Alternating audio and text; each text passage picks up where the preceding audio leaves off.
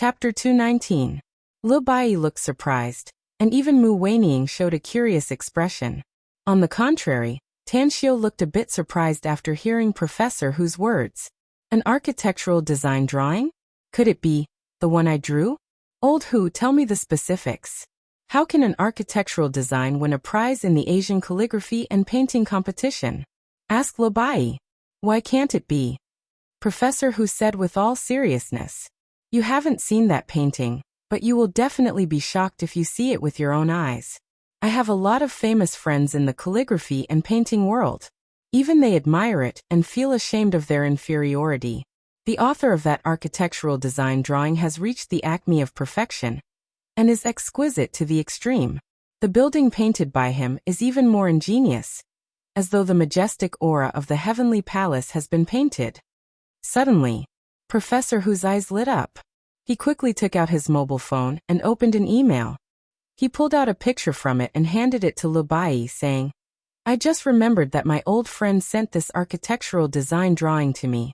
Unfortunately, it's just a picture and I haven't seen the real painting. Lu Bai took the mobile phone. After looking at it for a few seconds, his pupils quickly shrunk as disbelief burst out from his eyes. Even if he didn't have a deep understanding of calligraphy and painting, he could still see that this architectural design drawing was extraordinary. The strength of the strokes, the skill and the charm of the strokes were like dragons and snakes. It was simply a painting of the paradise in his dreams. What shocked him the most was not these, but the architectural design drawing itself. The building on it looked extremely majestic and extremely shocking. It was a strange style, but it vividly displayed the author's unique ideas. He dared to say that if anyone could build such a large building according to this architectural design drawing, it would definitely become the most famous landmark building in the country. Not only would it be famous throughout the country, but it would also be famous all over the world. I'm convinced. This old man has seen a lot of calligraphy and paintings in his life, and there are no lack of famous works among them. But there is absolutely nothing that can compare with this painting. Mu Weining hadn't seen the drawing yet, but her curiosity was aroused after seeing her teacher's shocked expression. She gently stood up and came to Lu Bai's side. After her eyes fell on the picture displayed on the mobile screen, her bent waist slightly shook. Mu Weining was shocked. She couldn't believe her eyes. She couldn't believe that there was someone in this world who could draw such a godly work. She had seen the fragments of the Along the River during the Qingming painting. She dared to guarantee that even the complete Along the River during the Qingming painting could not be compared to this painting. This painting, the buildings in the painting should only exist in the heavens. How could they be seen in the mortal world? Lu Bai handed the phone to Mu Weining. The shock on his old face had yet to fade as he sighed. The person who can draw this painting can definitely be called the painting god. I don't even dare to imagine how big of a sensation it will cause once the buildings in this painting are really built. Professor Hu agreed and said, Indeed, if the buildings in this painting are really built, I will buy a house in the residential area no matter what. Lu Bai said decisively, I'll go too. Mu Weining returned to her seat with her mobile phone. Her eyes were full of shock. She didn't even hear the conversation between Professor Hu and Lu Bai. Her sensual red lips slightly opened as she whispered, If the creator of this painting is willing to accept an apprentice, I'll be the first one to worship him. Her voice was not loud, but Professor Hu, Lu Bai, and even Tan Xiao could hear it clearly. Professor Hu and Lu Bai glanced at each other as a wry smile appeared on their faces. Even they had this kind of impulse. Tan Xiao reached out his hand to Mu Weining and said, Let me have a look. Mu Weining came back to her senses and handed the phone to Tan Xiao with a complicated expression. Her eyes were a bit blurred, and no one knew what she was thinking. Tan Xiao took the phone and looked at the photo on it. A smile appeared on the corner of his mouth. He didn't expect that the architectural design that was praised by Professor Hu, Lu Bai, and Mu Weining was really drawn by him. Subsequently, he reached out and returned the phone to Professor Hu. Upon seeing Tan Xiao's appearance, Professor Hu and Lu Bai secretly despised Tan Xiao. They thought that Tan Xiao didn't know how to appreciate a painting. Therefore, the two of them were even more worried about the competition later. Soon, The Lotus Blossom House's waiter came to the box and invited everyone to the exhibition hall downstairs. When the four of them came to the first floor, they saw dozens of guests had gathered around the two tables in the center of the hall. The voices of those people also passed into the ears of the four people. How lucky! Today, I can actually see the talent competition between two young talents. Speaking of painting, I also learned it for a period of time in the past. Unfortunately, my talent was not good enough, so I threw it away. Fortunately, I can come to the Lotus Blossom House with Old Wang today, so I can see a good fight between a dragon and a tiger. I've heard of Zhu Xiang's name. He's a very famous young painter with a very high level. But that Tan Xiao, I've never heard of him. He should be an unknown junior. Zhu Xiang is too arrogant. Just now, when he came to the box for a toast, he was completely perfunctory and didn't have a modest attitude at all.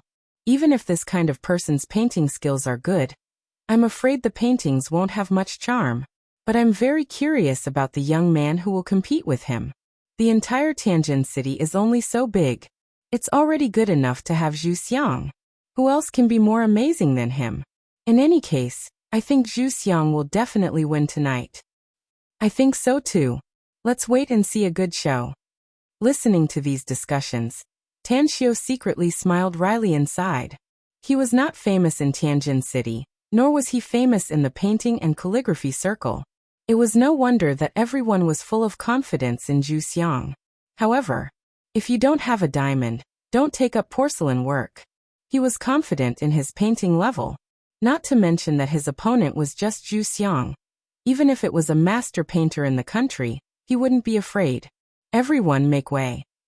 Upon seeing Tan Xiao and the others coming down, Bai Yu immediately called everyone to step back and vacate a large space in the middle. She walked to the front of Tan Xiao and asked, "Are you confident?" Tan Xiao could see Bai Yu's mind and nodded. "Don't worry."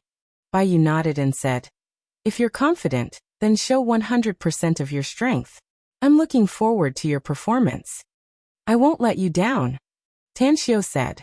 After that, he walked to the middle position and lightly glanced at Zhu Xiang, saying, "Show your strength. Don't say that I bullied you if you lose." Zhu Xiang sneered. "Relying on you? Go back to the furnace and practice for a few decades. Maybe you'll be qualified to say that. Whether you're a mule or a horse, pull it out." Tan Xiao no longer paid attention to him. He looked at Bai Yu and calmly asked, "What are the requirements of the competition?" Bai Yu brought out 10 men and women from the crowd. Only 2 of them were young, while the rest were middle-aged or elderly. Bai Yu pointed to the 10 people and said, "These 10 are our distinguished guests and have their paintings left in this hall. I can guarantee that they will be absolutely fair, and just as the judges. In addition, after their evaluation, the other guests will also vote. As for the competition's requirements, it's very simple. You must create a landscape painting related to Lotus in half an hour. Brush, paint, and paper are all ready." "All right." Tan Xiao nodded and said, "I have no problem with that either," said Zhu Xiang expressionlessly. Bai Yu nodded. She looked at the time and then said, "It's 8:28 p.m. now, and the end time is 8:58 p.m. I declare that the competition begins now." Zhu Xiang looked at Tan Xiao with a mocking expression, and then quickly grabbed the brush on the table. After thinking for a while, he began to dip the brush in the paint and slowly painted on the flat xian paper. Tan Xiao was different. The moment Bai Yu announced the start of the competition, he slowly closed his eyes and imagined the painting he was about to paint in his mind. After a few seconds, he quickly grabbed the brush, identified the various paints, and began to paint. His painting speed was different from Zhu Xiang's. Soon, his brush moved like dragons and snakes as a pattern formed on the white xian paper. "I lost." Mu Weining saw Tan Xiao's painting speed, and a bitter expression appeared on the corner of her mouth. She was well aware of the essence of painting. Unless one was a top-notch master painter, anyone who dared to paint like dragons and snakes would never be able to paint a truly good painting. There was a saying in the painting world that meticulously sculpted a slow work. Even if there was no spirit, there was still form. Mu Weining had never heard of Tan Xiao's name before, so he shouldn't have any fame in the painting world. He was just an unknown young man. Even if he had some painting skills, it was likely that he couldn't be compared to Zhu Xiang. Professor Hu secretly shook his head. He looked at Tan Xiao from afar and said with a forced smile, Mu Weining, you shouldn't have promised him before. Looking at his appearance, I'm afraid he's going to lose your Wang Shiji painting.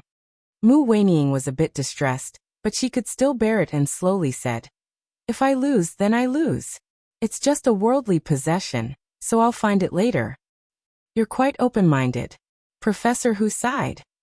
However, I can tell that Tan Xiao's identity is not simple. If he loses your painting, I'm afraid he'll think of other ways to make it up to you. What's his identity and background? Mu Weining was surprised. I don't know. Professor Hu shook his head. But have you ever seen an ordinary student who has just taken the college entrance test, yet he can take out 20 million to buy a few stones? Furthermore, he also wants to buy the ores in Old Li's hands, which means that he definitely has more than 20 million. He bought 2 wintertide fluorites and 1 star fragment stone from you, yet the price is so high. Mu Weining was surprised. Old Li knows the price of those 2 ores. Professor Hu nodded. The price I quoted is the lowest I can bear, and that brat is also very straightforward. He didn't bargain at all, and sent someone to transfer the money to me. He just handed the luggage bag to the attendant for safekeeping, as well as the yellow cloth bundle, which contains the things he bought.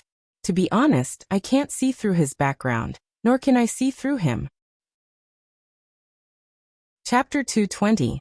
Lu Bai lightly said. He's just pretending to be decent. Even if he has a bit of status and background, I'm afraid his painting skills are just average. It's just that he's young and impetuous. He deliberately wants to show his face because of jealousy. He'll know how to make a fool of himself after he loses. Professor Hu laughed. You really don't favor him at all? Lu Bai sneered. Favor him? What qualifications does he have to make me favor him? If he can really beat Zhu Xiang, I'll agree to sell him the wintertide fluorite and the star fragment stone. No. I'll give them to him for free. Professor Hu forced a smile and said, Old Lu, don't be impulsive. Lu Bai sneered. You know my character, Old Hu. I've always been a man of my word.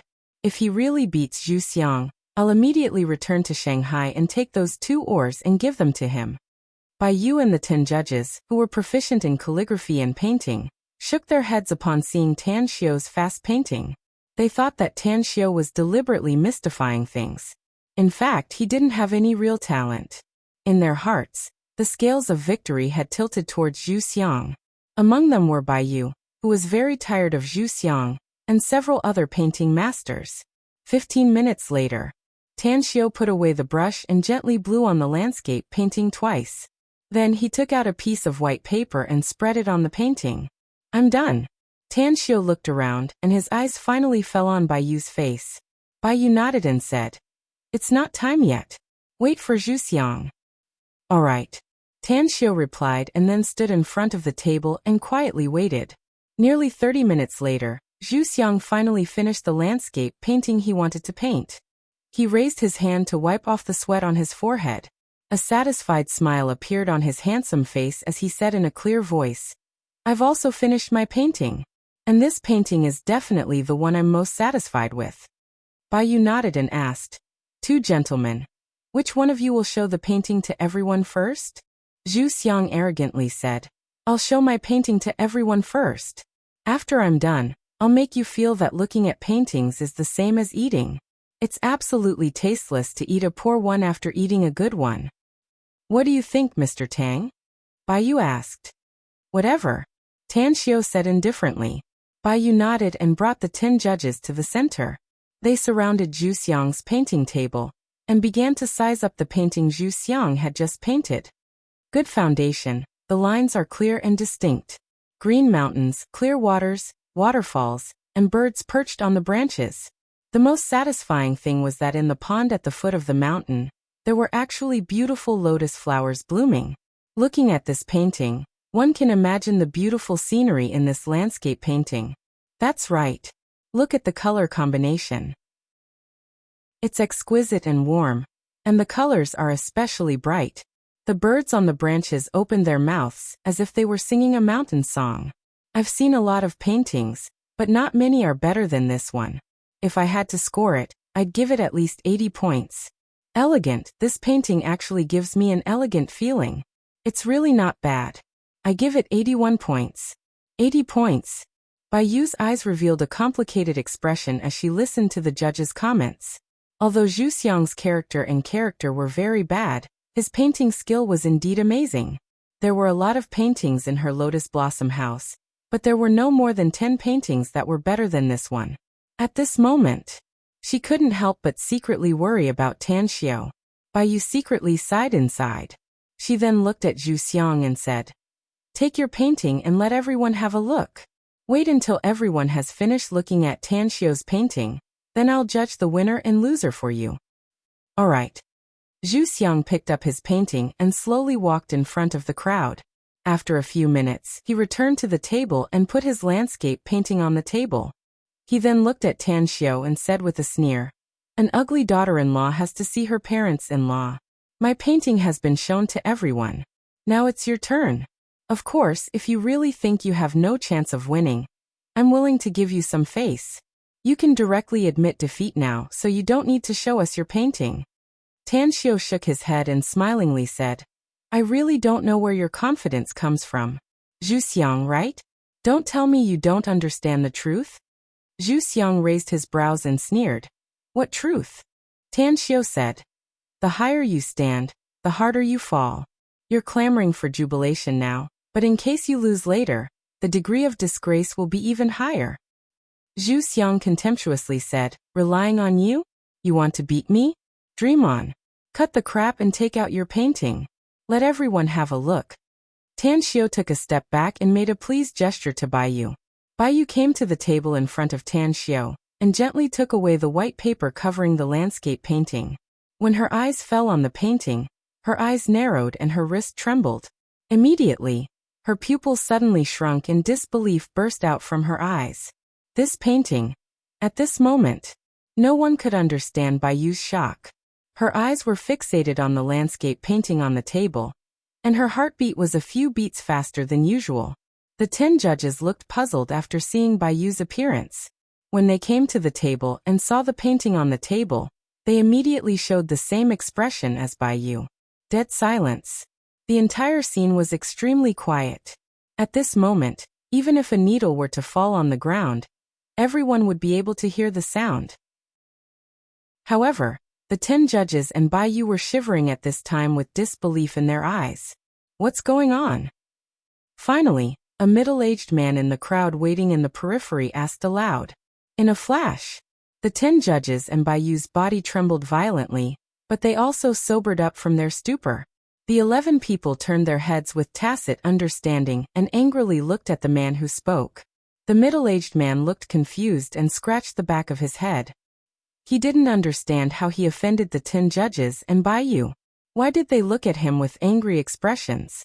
Bai Yu took a deep breath and looked at Tan Xiao with a complicated expression, saying, "I never thought that I would be able to see such a landscape painting in my life. I want to say that this is not a shock, but a fright.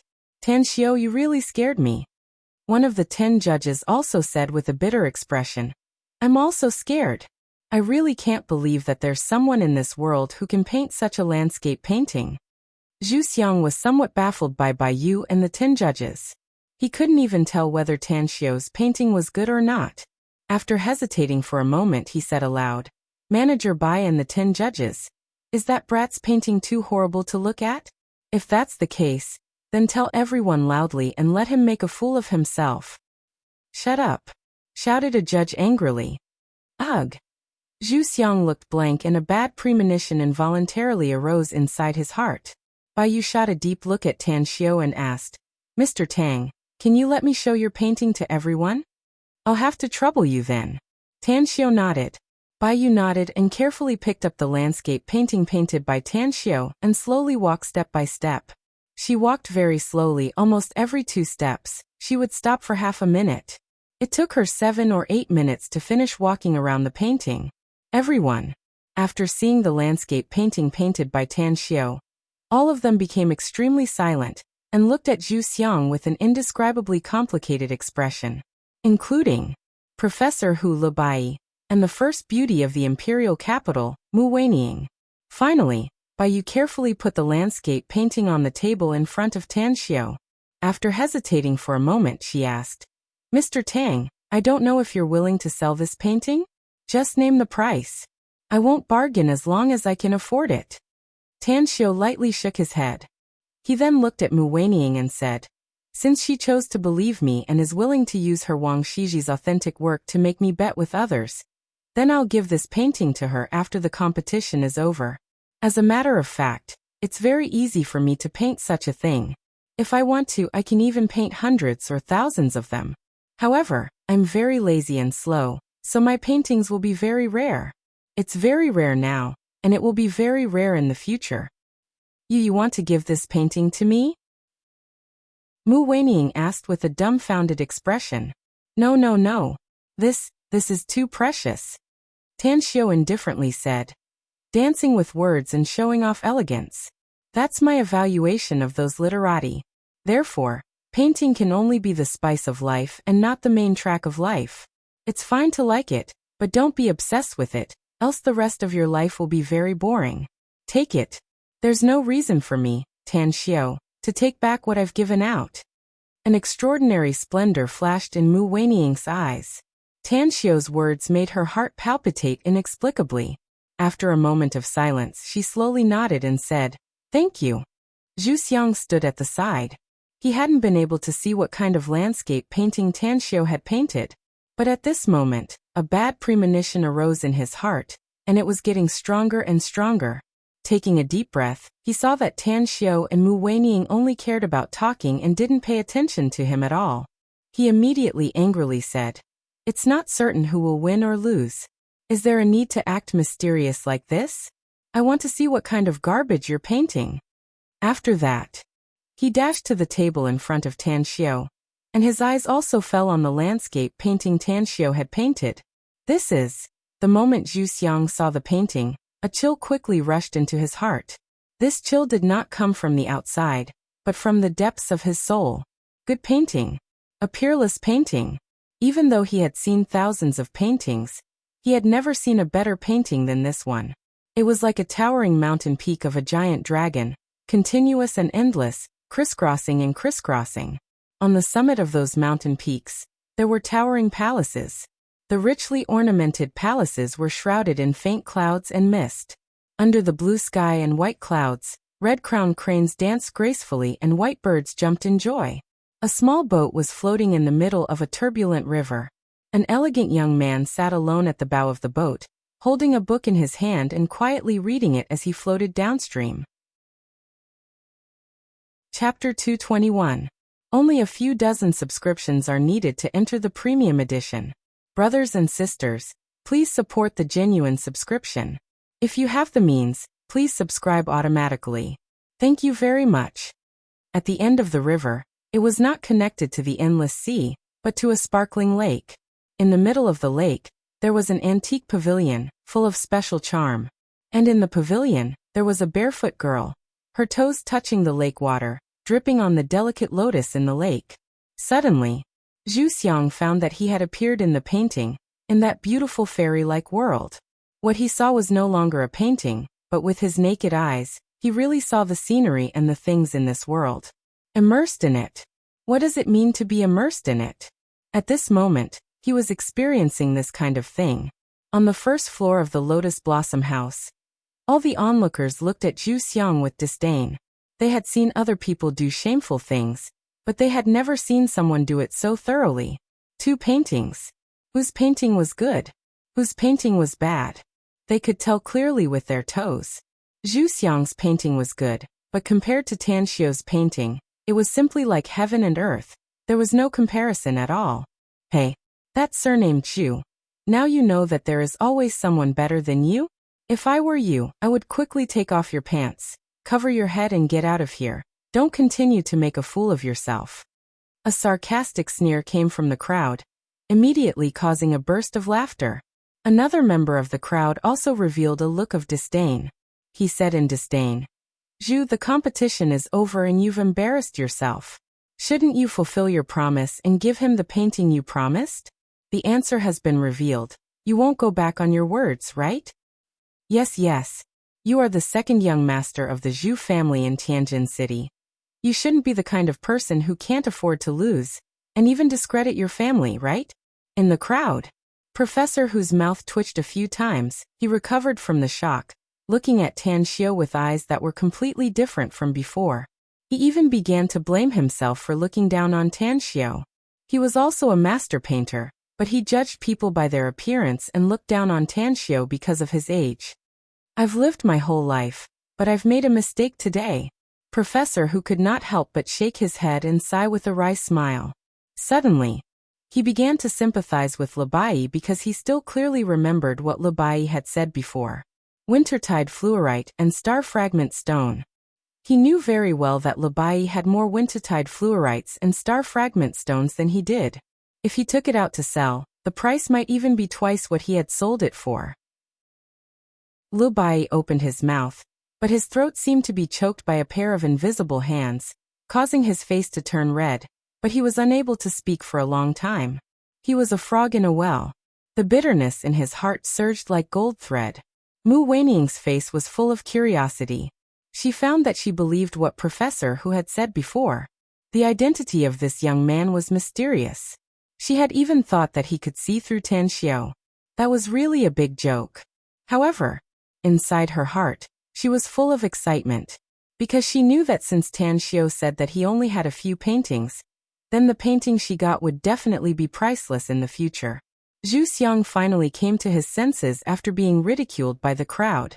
When he looked around in a daze, his complexion began to change from red to white, from white to green, from green to purple, and finally back to the color of a sheet of paper. He lost. Even if he was very reluctant, the fact was in front of him. He had to admit it. All of a sudden, Zhu Xiang's eyes turned red as he looked at Tan Xiao and sternly shouted, "Who the hell are you?" Tan Xiao lightly said, "I'm just an ordinary person, a student who has just taken the college entrance test. Don't think that I don't have any fame in the painting and calligraphy world. Even I don't want to have any fame, because it will only bring me troubles, not benefits." Zhu Xiang was choked by Tan Xiao's words for a long time without uttering any sound. He lost. He lost in the hands of a student who had just taken the college entrance test. He suddenly felt that Tang Xiao's words just now were very reasonable. The higher one stood, the harder one fell. He had been arrogant and domineering a moment ago, insufferably arrogant. But now, the degree of disgracing himself was really high and miserable. Bai Yu looked at Zhu Xiang and sneered. "If I remember correctly, you said before that if you lose, you must give Mr. Tang the authentic work of the famous Tang Dynasty painter, Li Xixuan. Your home is in Tianjin City, so it won't take you long to come here from your home, right?" Zhu Xiang looked at Bai Yu with resentment, and then looked at Tan Xiao. With hatred in his eyes, Zhu Xiang looked at Bai Yu and then looked at Tan Xiao. He then said with hatred, "Since I'm willing to bet, I must accept my loss. I'll immediately go back to get the painting." After saying that, under the despising eyes of countless people, he rushed out of the Lotus Blossom House's door with shame. At this time, a middle-aged man in the crowd shouted, "You say that surnamed Zhu lost so miserably today. Does he still have the face to come back? He won't ask someone else to send his painting back, will he?" Ha ha ha. The crowd suddenly burst into laughter. Bai Yu was in a very good mood. Not only did she vent the resentment in her heart, but she also drove Zhu Xiang away. She also got to see a peerless painting. Once this painting was known to the outside world in the future, her Lotus Blossom House would rise along with it. She seemed to have seen the magnificent scene of her Lotus Blossom House being overcrowded in the future. "Mr. Tang, thank you for letting me see such a good painting. All your expenses in my restaurant today will be free of charge. And I guarantee that no matter when Mr. Tang comes here in the future, he won't take a penny from us," said Bai Yu with all seriousness.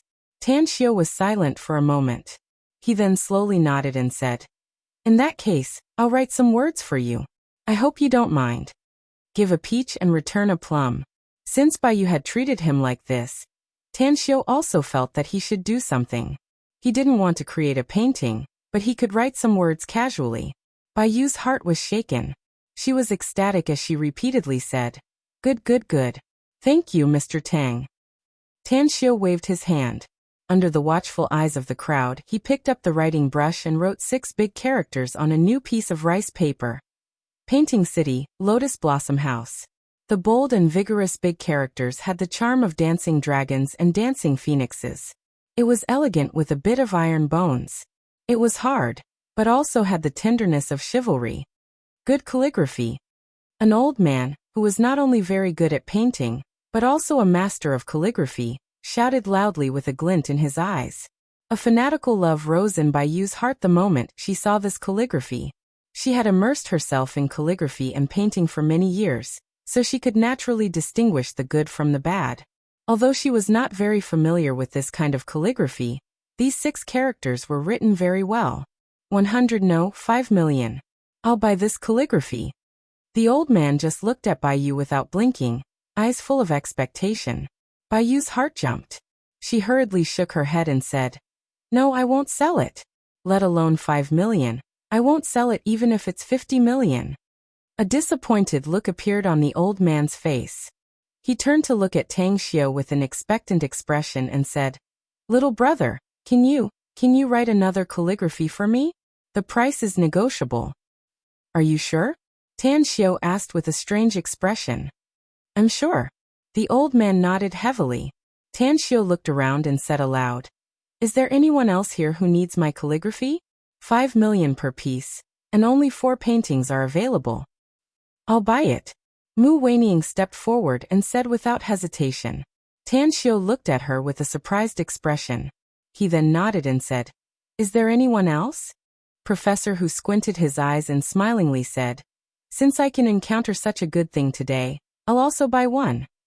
At this moment, a middle-aged woman came forward and loudly said, "I'll buy one too." "All right," Tang Xiu immediately said. "These 4 paintings are sold out. No matter who wants to buy from me, I won't write anymore." After saying that, he immediately began to write. On each painting he wrote 6 words. Soon, the 4 pieces of calligraphy were written. Tang Xiu looked at the 4 people and directly told them his bank account number. The money was in his account. Tang Xiu nodded with satisfaction. He suddenly had an impulse. When he had nothing to do, should he write a few hundred paintings in one go and sell them? If he sold them all, he would become a rich man in the blink of an eye. However, this idea was just a thought. He deeply understood that the rarer something was, the more valuable it was. If he were to write hundreds of paintings, it would probably become worthless. Bai Yu looked at Tang Xiu and said with a smile, "Mr. Tang, do you still want to go back to the box just now? I've sent someone to remove the dishes and send tea and desserts. If Zhu Xiang sends the painting of River Sail's pavilion, you can also take it with you." Tang Xiu turned to look at Professor Hu. "Then go back and have a seat," Professor Hu said with a smile. Lu Bai was a bit depressed at the moment. Seeing Professor Hu nod, he wanted to promise Tang Xiu that he would give his wintertide fluorite and star fragment stone to Tang Xiu. But he wanted to go back to the box, so he decided to wait until after the banquet. At this moment, 2 women came in from the Lotus Blossom House's entrance. They were dressed fashionably and carried designer bags. Although they were in their 30s, they still had outstanding charm. Suddenly, the smile on the face of one of the women slightly faded and was replaced with a bit of surprise. "Tang Xiu?" Huang Jia looked at the face she could never forget. After a moment of hesitation, she called out loudly. Tang Xiu was about to go to the stairs with the others when he suddenly heard someone calling him. A surprised look appeared in his eyes. After he turned his head and saw Huang Jia, his mouth couldn't help but twitch a few times. If it wasn't because of his face, he really wanted to leave here immediately. With a pleasantly surprised expression, Huang Jia pulled the other woman and rushed to Tang Xiu's front. With a pleasantly surprised expression, she said, "Tang Xiu, is it really you? That's great. I originally planned to go to your house to look for you after returning to Star City from my maiden home. Please don't look for me." Tang Xiu forced a smile and said, "What I'm afraid of the most is being remembered." Huang Jia snappily said with a smile, "Apart from my husband, you're the second man who can be remembered by this Huang Jia. I really don't know what you're thinking." Chapter 222. You can say whatever you want as long as you don't mention that request, said Tanxiu. But if you mention that request, we'll just pretend we never met. Why are you so stubborn? Huang Jie angrily said. Being a professor at our Regal Classical Music Academy is a dream for many people. Why do you always use all sorts of excuses to refuse? I've already answered your question. Now I'll say it again for the last time. I'm really not interested in music, said Tanxiu. I can play music occasionally when I'm in the mood, but I can't immerse myself in music for the rest of my life. Therefore, everyone has their own aspirations. I hope you can stop there. You. Huang Jie was exasperated.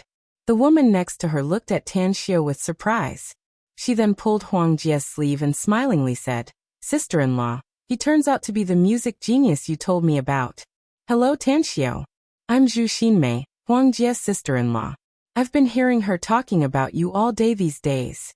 I didn't expect you to come to Tianjin City. Tanxiu indifferently nodded and then said, Huang Jie, I've said my piece. Let's part ways here. Let's go, Professor Hu. Professor Hu looked at Tanxiu with a strange expression. Lu Bai and Mu Weining at the side also stared blankly at Tanxiu. Never in their wildest dreams did they expect that someone would suddenly appear out of nowhere and unexpectedly propose to let Tanxiu become a professor at the Regal Classical Music Academy. They all knew that the Regal Classical Music Academy was one of the top 3 major music academies in the country. Countless famous singers and stars had come out of it. Becoming a professor. Could it be that Tanxiu's attainments in music were as high as his attainments in painting? Baiyu squinted her eyes and smilingly said, Mr. Tang, Zhu Xinmei is a distinguished guest of our Lotus Blossom House. Just like her younger brother, she also has profound attainments in painting. Since her sister-in-law is your friend, how about inviting her to have a chat with you? I'll talk to her about what just happened. Tanxiu frowned and looked straight at Baiyu asking, her younger brother? Her surname is also Zhu, and so is that guy just now. Could she be Zhu Xiang's sister? Zhu Xinmei was surprised. Tanxiu, you know my younger brother? Tanxiu rolled his eyes and directly turned his head to the side. Baiyu hesitated for a moment before she recounted everything that had happened. In the end, she solemnly said, Zhu Xinmei, I know that you have a good character, but your brother's character is truly hard to compliment. Therefore, I have already announced that in the future, my Lotus Blossom House will prohibit him from entering. Zhu Xinmei cursed. This damned guy. I knew he would cause trouble sooner or later with his conduct. Manager Bai, Tanxiu, not only do I not mind what happened today, but I also want to thank you. If it weren't for all of you teaching him a good lesson and ruthlessly striking down his arrogance, who knows how much more trouble he would have caused in the future. Tanxiu, you can rest assured. If he dares not to send me that River Sails Pavilion painting, I'll definitely break his legs when I go back. Seeing Zhu Xinmei's sincere and serious attitude, Tanxiu nodded. He shook his head and sighed. The dragon has 9 sons, and each one is different. What you said really makes sense. You don't need to thank me. It's fine as long as your younger brother keeps his promise and sends the painting. Zhu Xinmei nodded and looked at Huang Jie. At this time, Huang Jie simply didn't care about the trivial matter between Tanxiu and her brother-in-law. What she cared about was that Tanxiu unexpectedly knew how to paint. She was well aware of her arrogant brother-in-law's painting skills. But she didn't expect that Tanxiu turned out to be even better than him. Tanxiu, do you really know how to paint? And you're very good at it? Tanxiu lightly said, my level is average, but it's not a problem for me to bully mediocre people. Alright, let's call it a day. We still have other things to do. After that, he quickly gave Professor Hu a look. Professor Hu understood tacitly and said with a smile, you too, we indeed have other things to do, so we won't accompany you anymore. If you want to talk to Tanxiu alone, you can choose another day. Huang Jie was unwilling, but her brother-in-law had just offended them, so she couldn't ask to go with Tanxiu's group. Looking at the back of Tanxiu's group disappearing on the stairs, Huang Jie said with a trace of resentment in her heart, Xinmei, we really need to discipline Xiangzi. If he doesn't change his character, it'll be very difficult for him to have a foothold in this society in the future. You think I don't want to? Zhu Xinmei bitterly said. I've taught him many times, but it's useless. He's arrogant and condescending. Furthermore, alas, if it weren't for our family spending a lot of effort to help him deal with those trivial matters, I'm afraid his reputation would have spread far and wide. Huang Jie pondered for a moment and slowly said, How about I tell your brother about today's matter? Xiangzi isn't afraid of anyone, but he's afraid of your brother. I believe that if your brother comes forward, he'll definitely change. Zhu Xinmei shook her head and said, Sister-in-law, please don't tell my brother about this matter. Otherwise, I'm afraid that Xiangzi's legs will be broken again. Huang Jie forced a smile and said, Then what should we do? Are we just going to let him go like this? Zhu Xinmei pondered for a long time, and followed the waiter to a private box. Then she slowly said, Let's see the situation first. After today's lesson, if he still doesn't change, then we'll tell my brother about this matter. Huang Jie nodded and said, All right. In another private box. After everyone sat down, Bai Yu said a few polite words, and then left the box. She was, after all, not familiar with Tan Xiao. Even if she wanted to stay and curry favor with him, she was afraid that he would give her the cold shoulder. Professor who had been suppressing the curiosity in his heart. At this moment, there were only 4 people left. He looked at Tan Xiao and asked, Tan Xiao, aside from painting, do you really understand music? Tan Xiao nodded and said, A bit. A bit? Professor Hu Labai and Mu Weining recalled the time when they asked Tan Xiao if he really knew how to paint. His answer was a bit. Being able to paint such a divine work, how could it be called a bit? In a flash, the trio had confirmed that Tan Xiao was really proficient in music. Otherwise, that woman would never have invited Tan Xiao to be a professor at the Regal Classical Music Academy. A professor? Nowadays, becoming a professor was not something that any Tom, Dick, or Harry could easily achieve. Especially when it was a very famous university like the Regal Classical Music Academy. Professor Hu pondered for a moment and asked, Tan Xiao, we've known each other until now. I only know that you're from Star City, and you're just a student who has just taken the college entrance test. What do you do at home? In a flash, Tan Xiao understood Professor Hu's thoughts and lightly said, Don't beat around the bush to inquire about my background. I'm just a commoner who runs a small business in my spare time after school. But you're very strange. What's strange about me? Professor Hu asked with a confused expression. Tan Xiao lightly said, Ever since I saw you for the first time, I felt a very strong death chi from you. If you're not working in a funeral parlor or a crematorium, then you're probably a grave robber. There's a scar on the left side of your neck from a long time ago. If my guess is correct, you met a zombie, right? Huff Professor Hu suddenly stood up. Disbelief burst out from his eyes as he stared at Tan Xiao. After taking a few deep breaths, he asked in a deep voice, How did you see it? At the side, even Lu Bai's complexion had a huge change. Tan Xiao waved his hand and lightly said, Sit down. Professor Hu realized that he had lost his composure. After sitting back on his seat, he still stared at Tan Xiao, wanting to get an answer from Tan Xiao. It's an era of peace now, and ordinary people rarely come into contact with corpses, Tan Xiao said. People who have just died have very little corpse qi on their bodies. Even if they are left for 10 days to half a month, only a little bit of it can be stained by the people around them.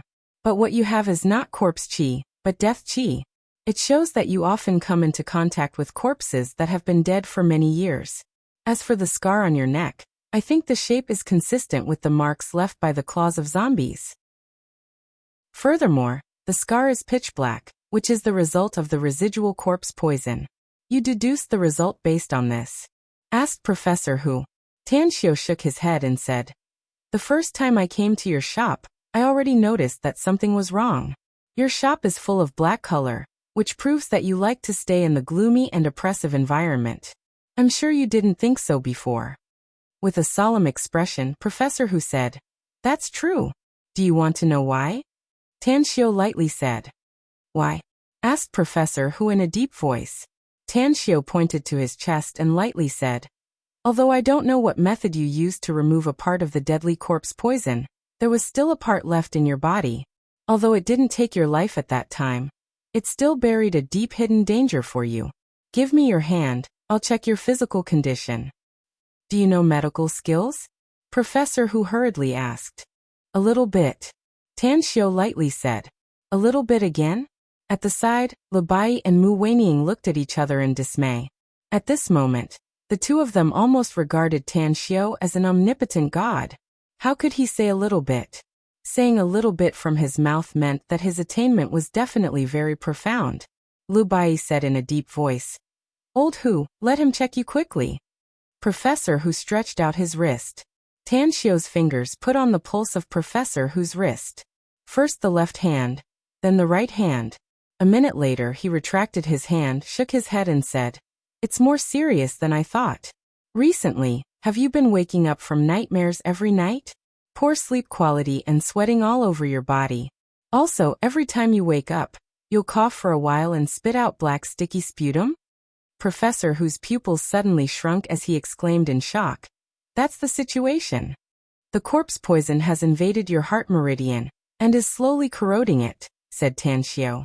It will take at least half a year to a year. Your time is coming to an end. Chapter 223. Upon hearing this, Professor Hu's complexion turned pale in an instant. Lu Bai's face was full of worry as he hurriedly asked, Tang. Little brother Tang, since you can clearly check old Hu's physical condition, you should have a way to treat him, right? Please help him.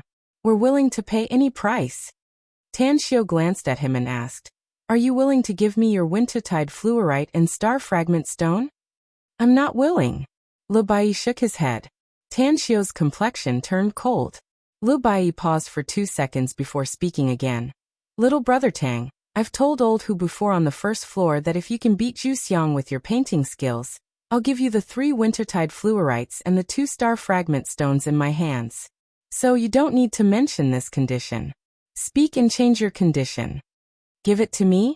Tan Xiu was surprised as he sized him up. The coldness on his face gradually subsided. After a moment of silence he slowly said, Golden cicada grass and night lily. It's best to get some top-grade cordyceps and 500-year-old Polygonum multiflorum. After you find them, come find me. Professor Hu quickly asked, Little brother Tang, where can I find these herbs? I've heard of cordyceps and Polygonum multiflorum, but I've never heard of golden cicada grass and night lily. Tan Xiu was silent for a moment before he slowly said, Go to Star City and find Chen Zhizhong of the Endless Virtue Pharmaceutical. He specializes in Chinese medicinal herbs, so you should be able to find them. Professor Hu asked, Do you know Chen Zhizhong? Tan Xiu lightly said, I do. He's my apprentice. What? Professor Hu and Lu Bai exclaimed at the same time. They looked at Tan Xiu with disbelief, thinking that they were having an auditory hallucination. Mu Weining looked at Professor Hu and Lu Bai's disbelieving expression and asked with a confused expression, Who is Chen Zhizhong? Is the Endless Virtue Pharmaceuticals scale very big? Suppressing the shock in his heart, Professor Hu nodded and said, Chen Zhizhong is the Endless Virtue Pharmaceuticals owner. The company mainly deals in Chinese medicinal herbs, and its scale is huge. If I'm not mistaken, I'm afraid the total assets of the Endless Virtue Pharmaceutical exceed 10 billion. So, Tan Xiu's apprentice is actually a big boss with tens of billions in assets? Mu Weining was surprised. Tan Xiu lightly said, He's just my in-name disciple. If you want to become my personal disciple, the conditions are very harsh. Alright, let's not talk about this anymore. In short, you guys should hurry up. The longer it drags on, the more difficult it will be to treat it.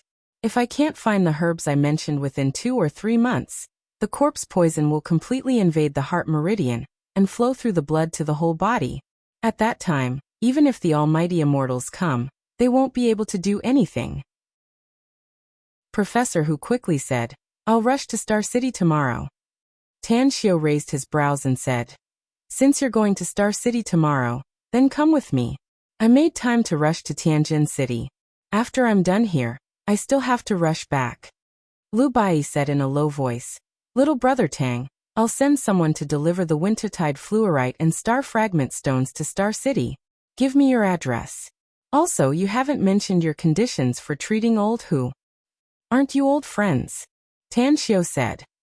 Since you're willing to stand up for your old friend, then take care of me in Shanghai University later. Lu Bai was puzzled and asked, Shanghai University? You want to be admitted to Shanghai University? That's right, Tan Xiu said. I've already filled my application. I'm going to apply to the Department of Archaeology at Shanghai University.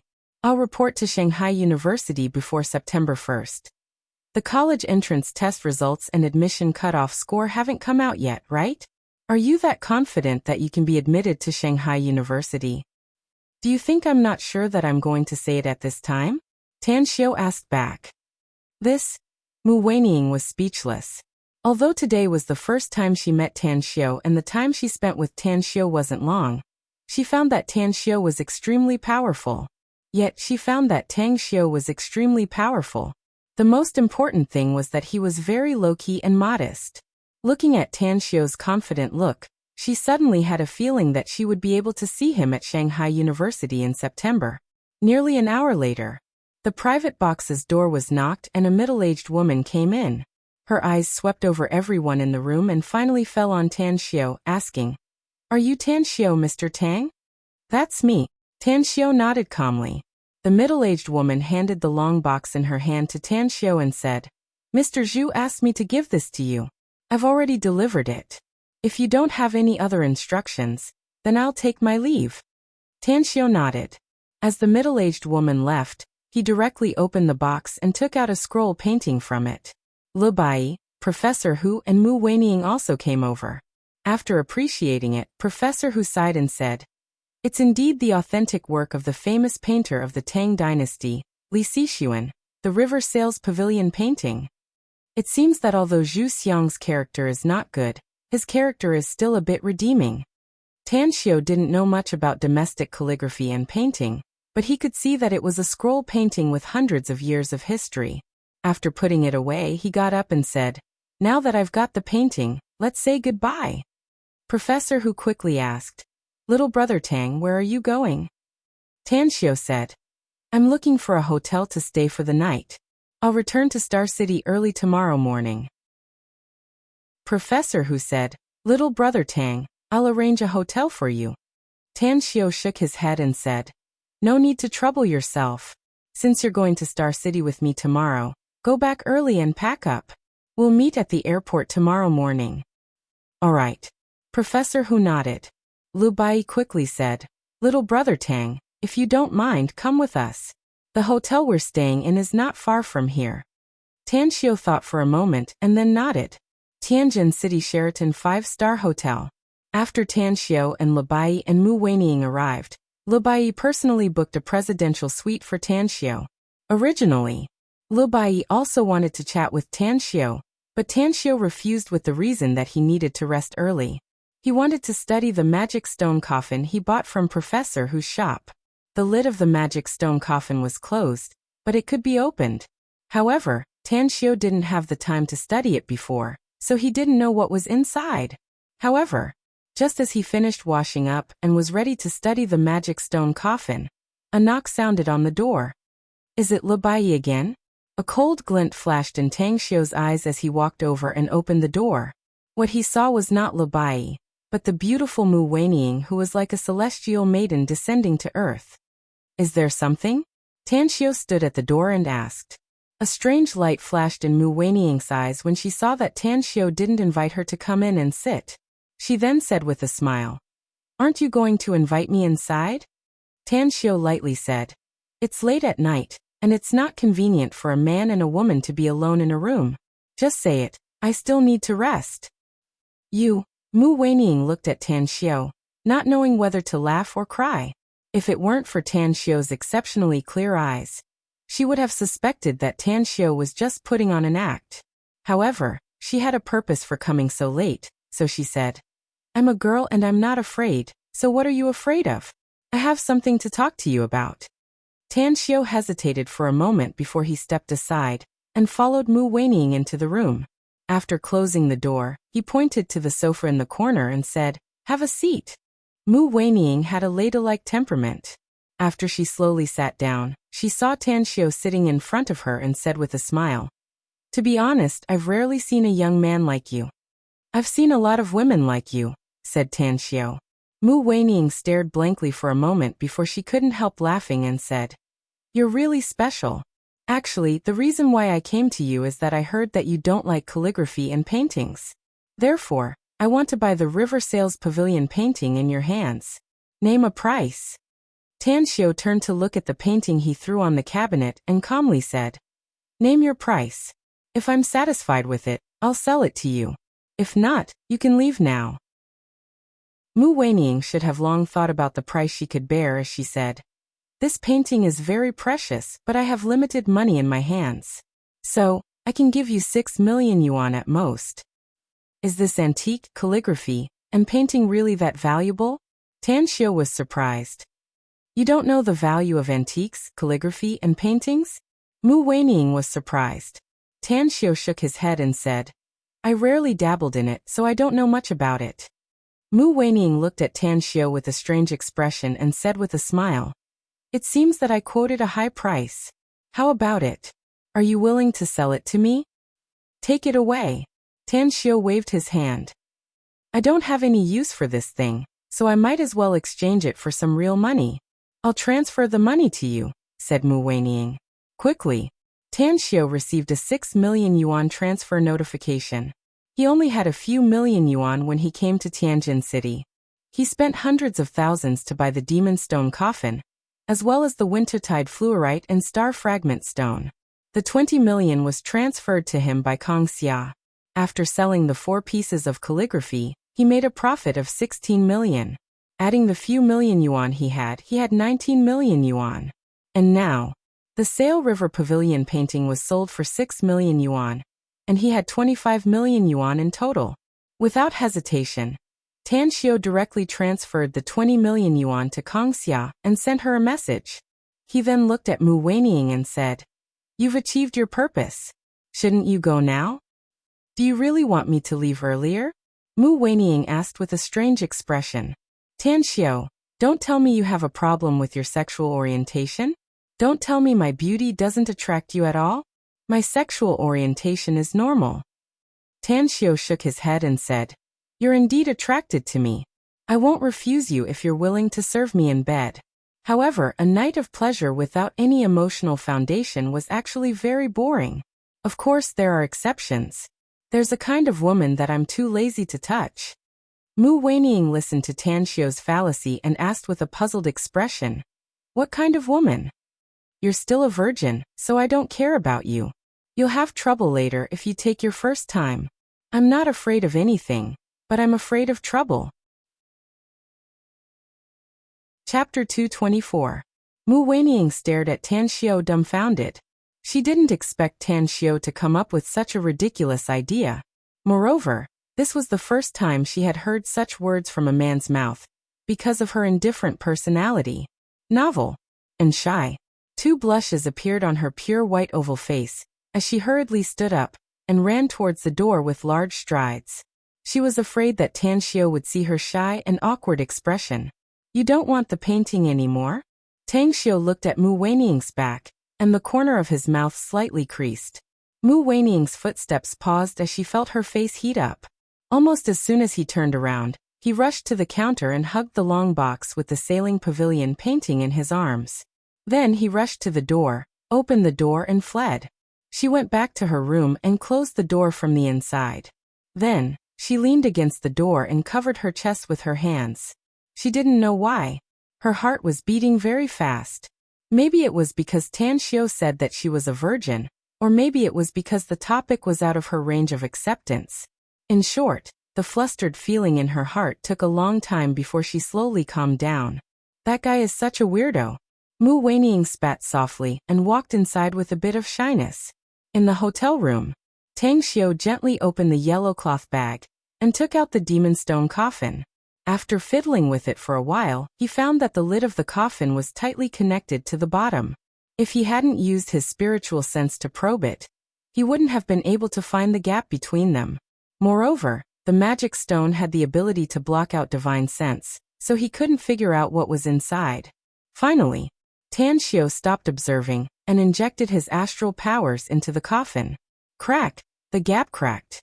The moment Tanxiu retracted his hand, the lid of the coffin floated up.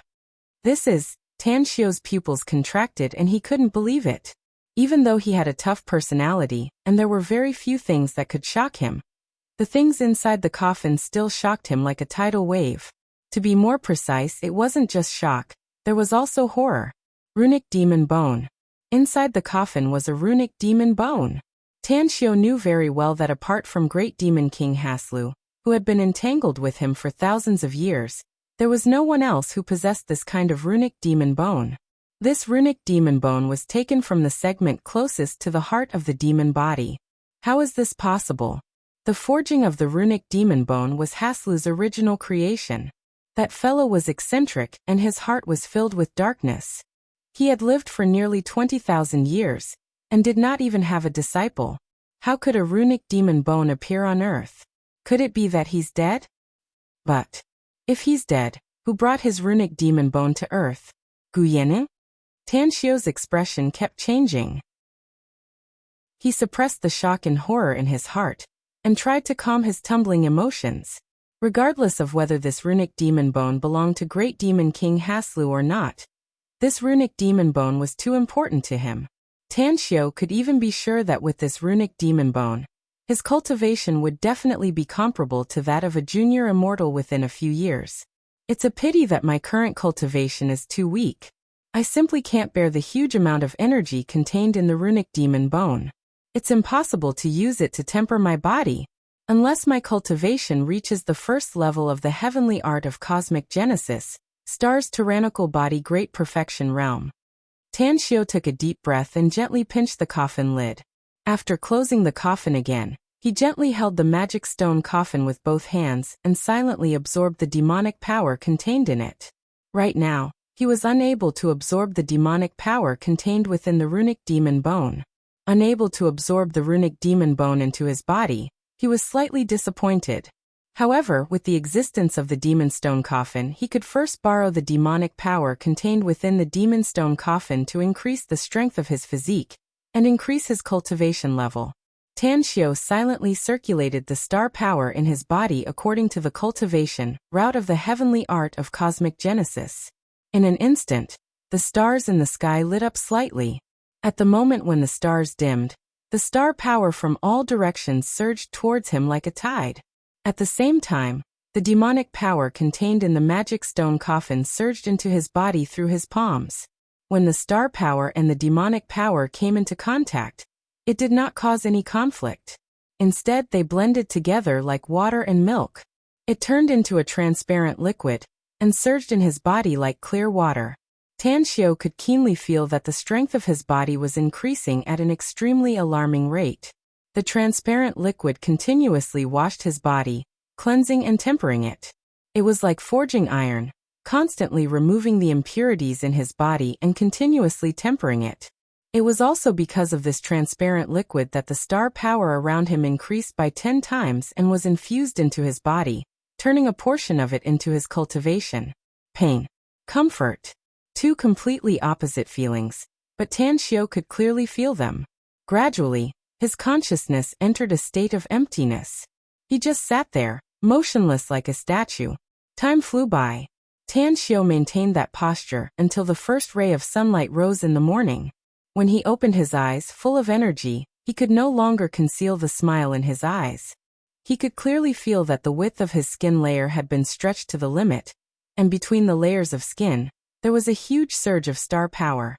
The star power had undergone a qualitative change, as if it was a part of his body. At this moment, he had a feeling that even if someone shot at him, the bullet would not be able to penetrate his skin.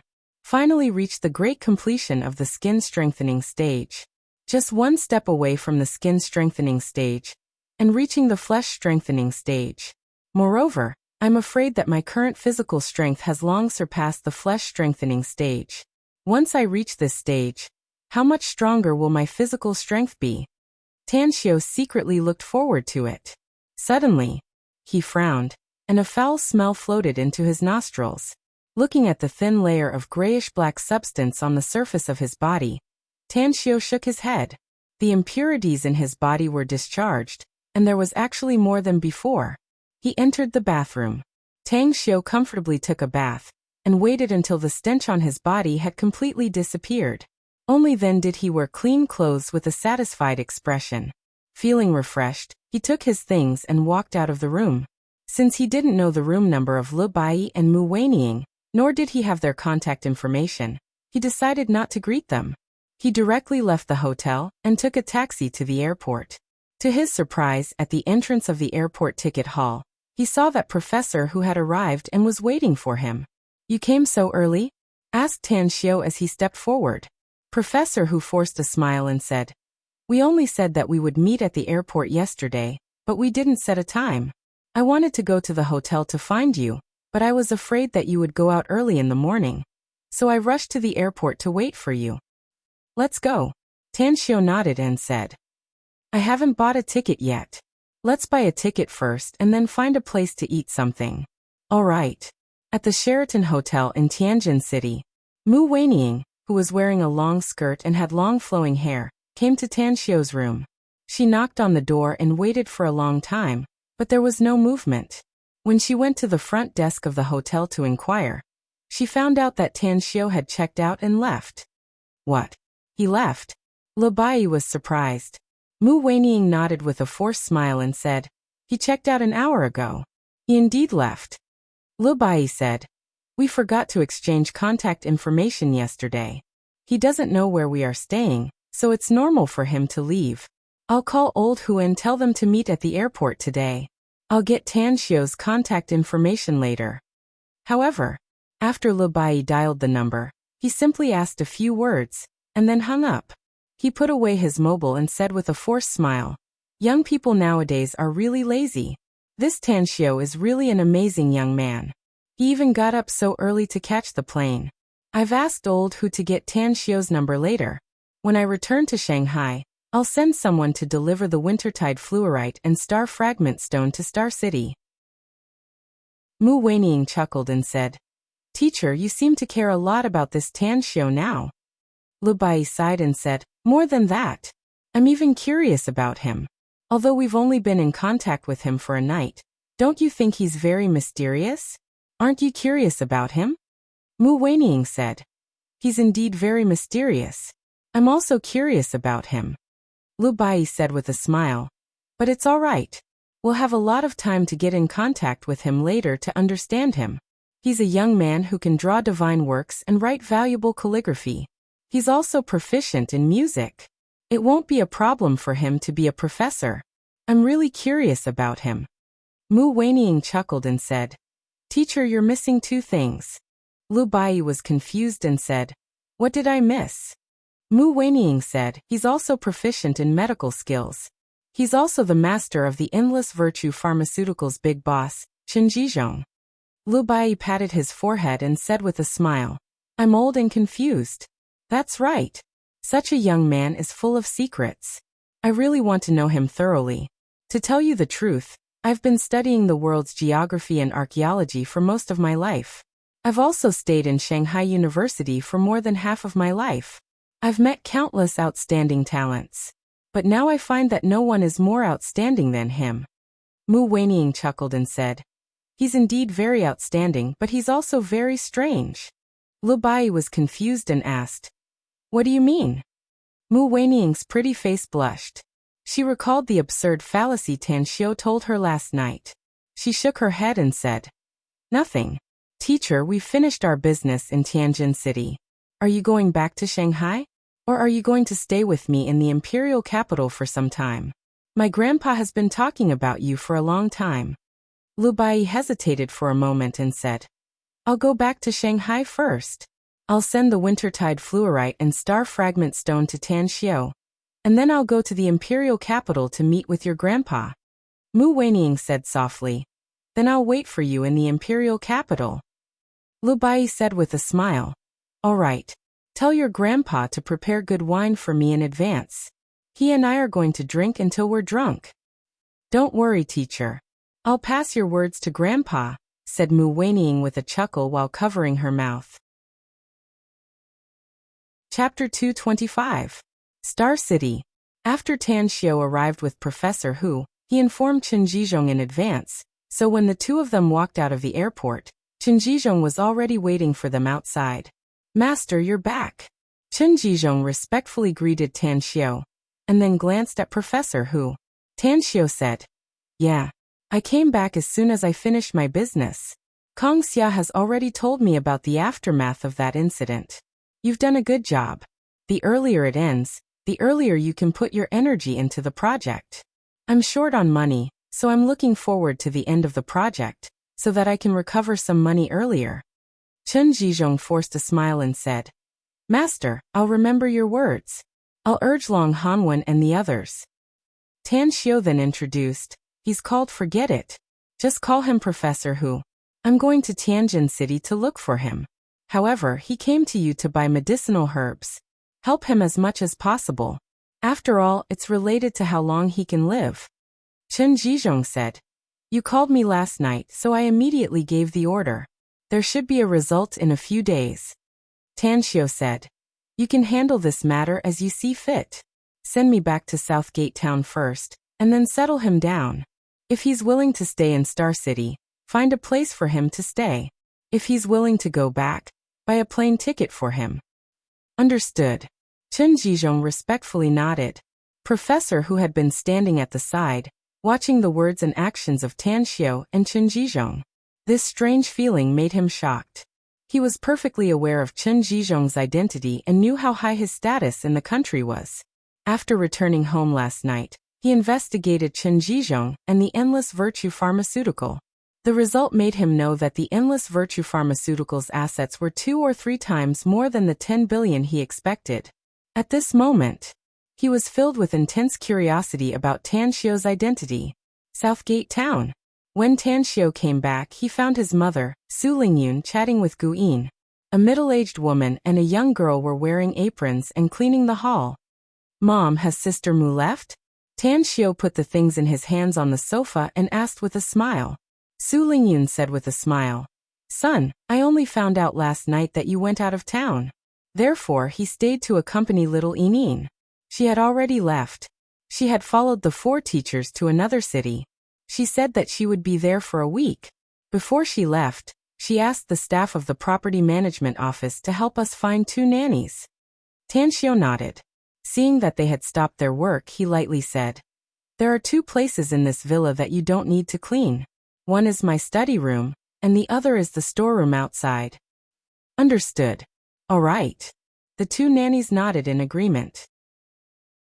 Tan Xiao turned to look at Gu Yin and asked with a smile, "Why aren't there any supplementary lessons today?"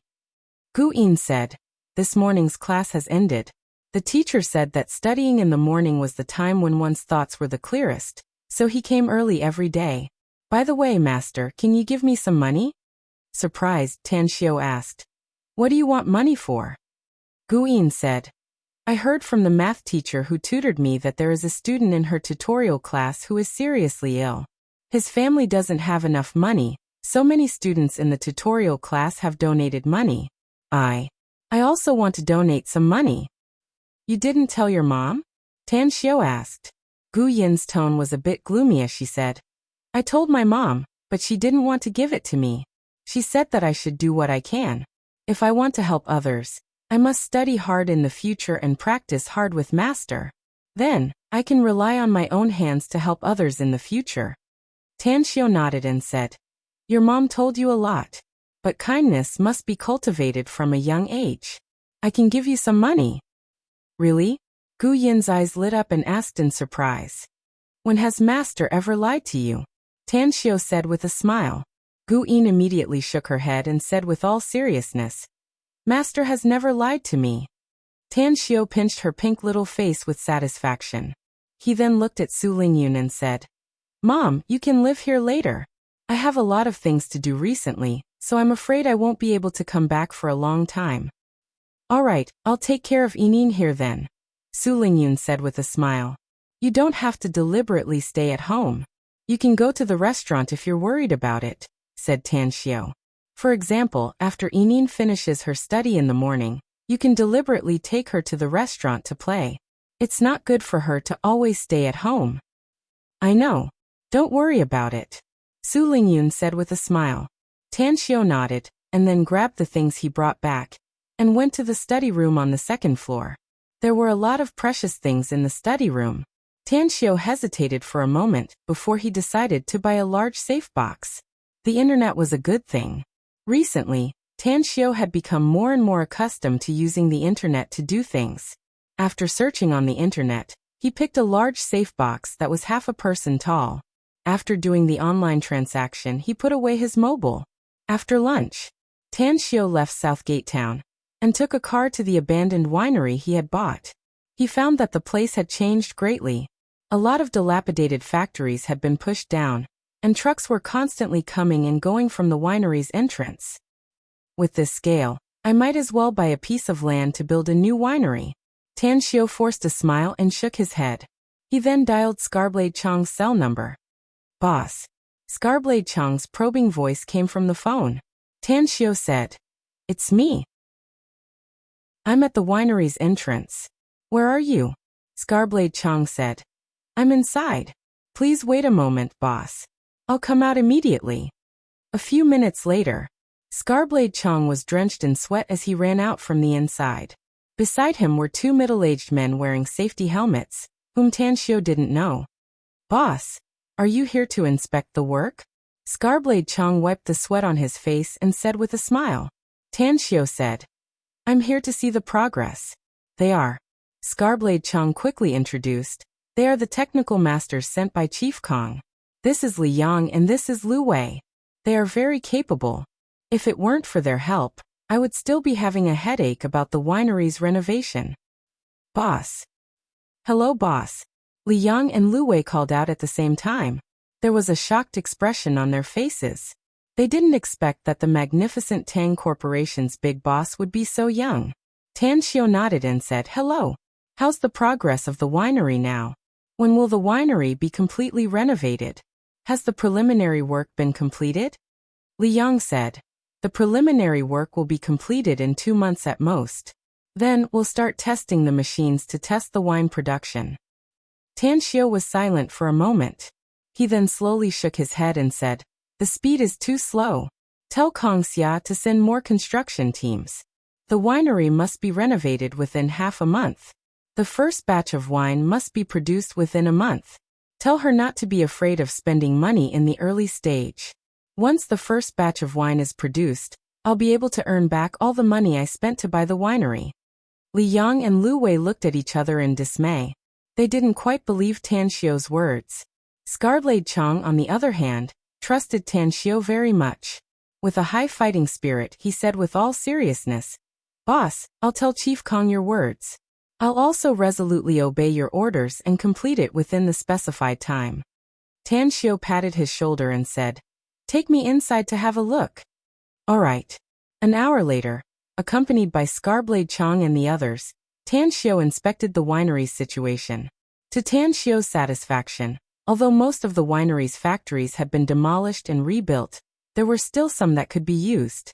Even the winery's office building and staff dormitory could also be used. Finally, the four of them stopped in front of a factory that didn't need to be renovated.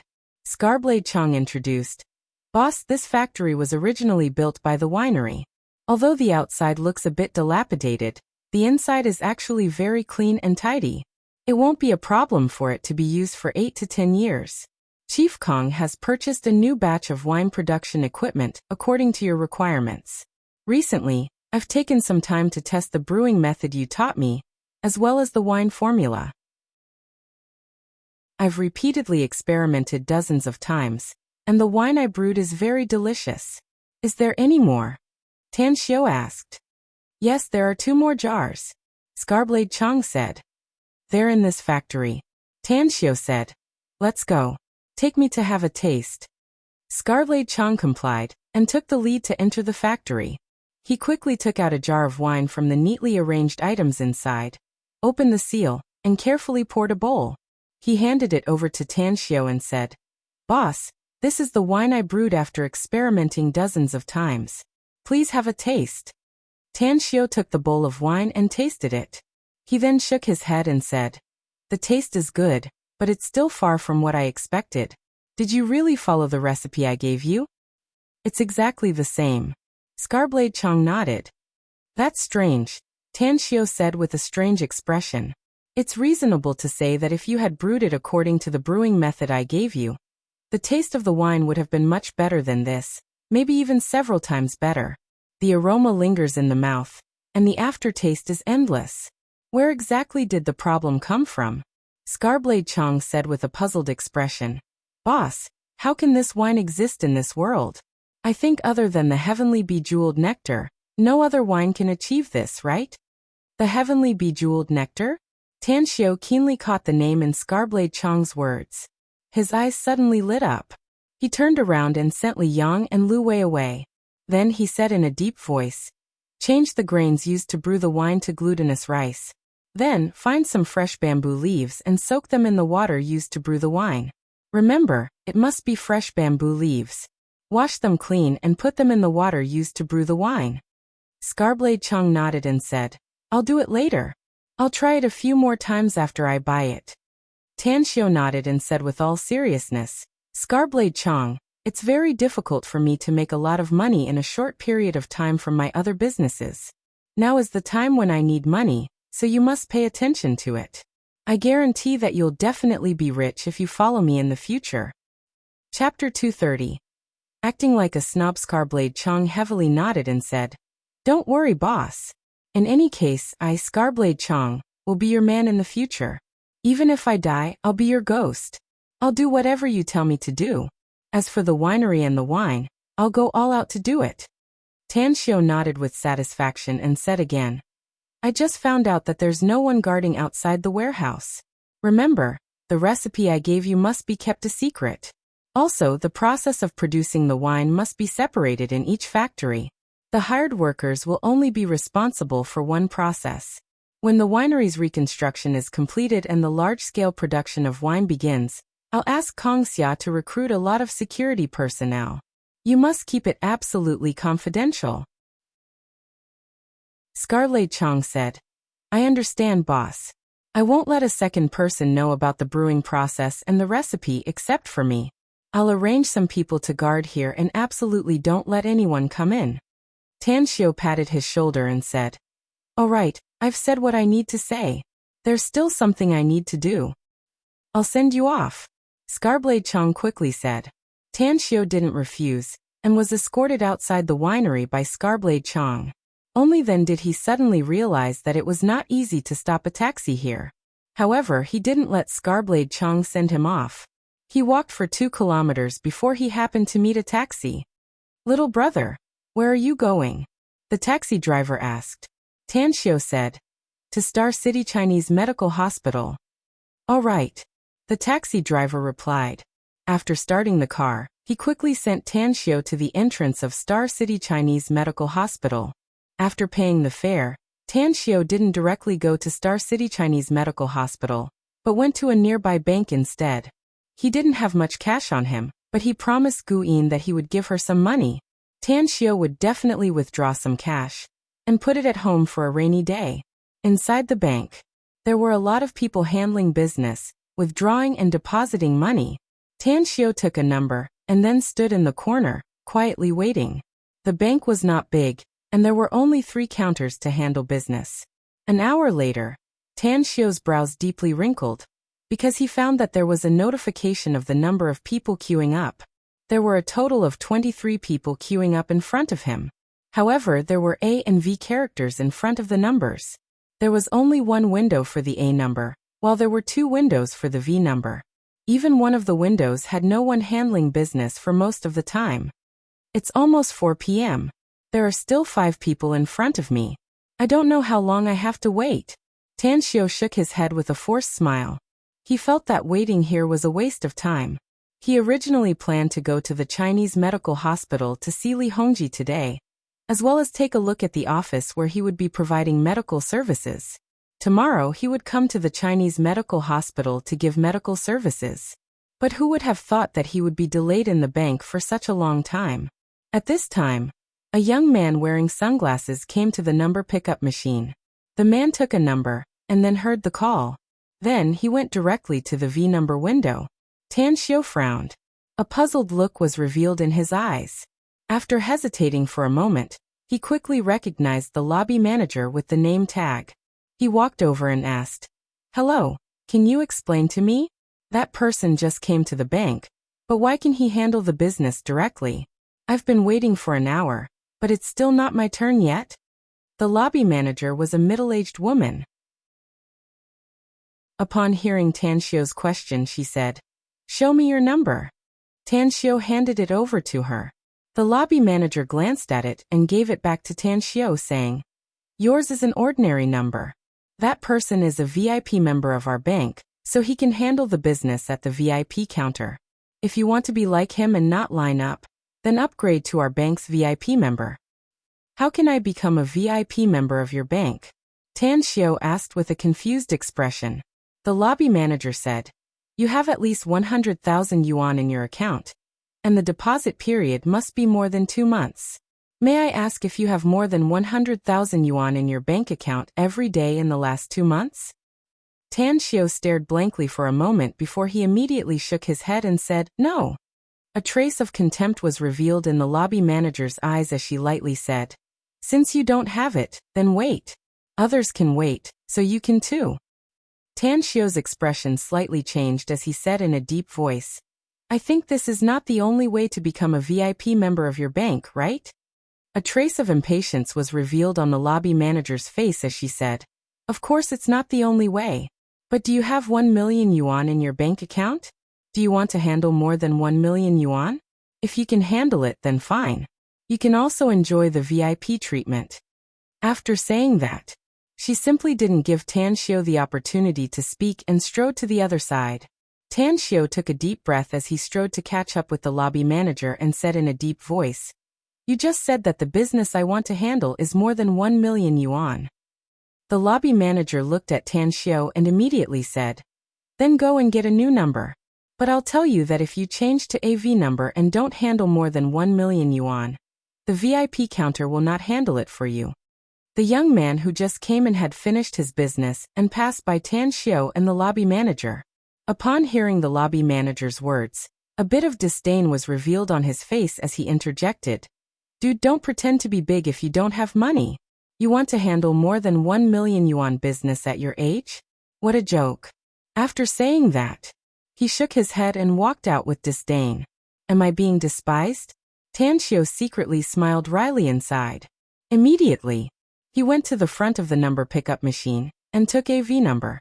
Upon hearing his number being called, he immediately went to the VIP counter and said to the staff handling the business, "Hello, please withdraw the money." The staff took the bank card handed over by Tanxio and asked, "How much do you want to withdraw?" Tanxio said, 1 million in cash." "How much?" The staff stared blankly and then immediately asked in surprise. Tanxio confirmed, 1 million. The staff turned his head and said a few words to a middle-aged man who looked like a leader. Then he turned back to Tanxio and said, "I'm really sorry.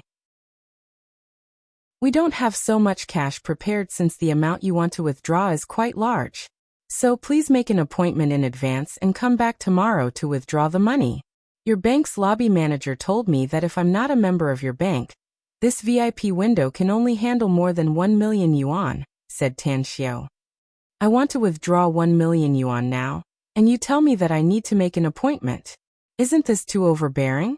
The staff forced a smile and said, I hope you understand our work, sir. This is the bank's rules and regulations. We can't do anything about it. Tanxio frowned and said, Then tell me, I want to withdraw money now. How much can you give me? The staff hesitated for a moment and said, You must make an appointment in advance if it's more than 500,000 yuan. Then I'll withdraw 500,000 yuan, said Tanxio. The staff spoke a few more words to the middle-aged man who looked like a leader inside. Then he stood up and said, Sir, I'll have to trouble you to come to the VIP private room next door. Since the amount you want is quite large, we'll handle it for you inside to avoid any accidents. This is troublesome. Tanxio sighed. He now really wanted to set up his own bank. However, although he could open a private bank in the country, there were too many problems. Countless of them were inextricably linked to the government. So he could only dream about it. Carrying the black bag provided by the bank, Tan Xiao gave up the idea of going to the Chinese medical hospital and directly took a bus back to Southgate Town. After returning home, he called Li Hongji and told him that he could go to the Chinese medical hospital tomorrow. Upon hearing it, Li Hongji was naturally overjoyed and repeatedly promised that he would wait for him at the Chinese medical hospital early in the morning. In the evening, after Gu Yin's tutor finished her class, Tan Xiao chatted with her for a while and gave her 20,000 yuan as a token of Gu Yin's sincerity. At the Century Hotel in Star City, Yang Xianyu was holding a book as he sat by the window of the room, quietly reading. An old lady with a crooked mouth and slanted eyes was sleeping soundly on the bed near him. Ring, ring, ring. The ringtone of his mobile woke him up from his reading state. He looked at the time and found that it was already 8 p.m.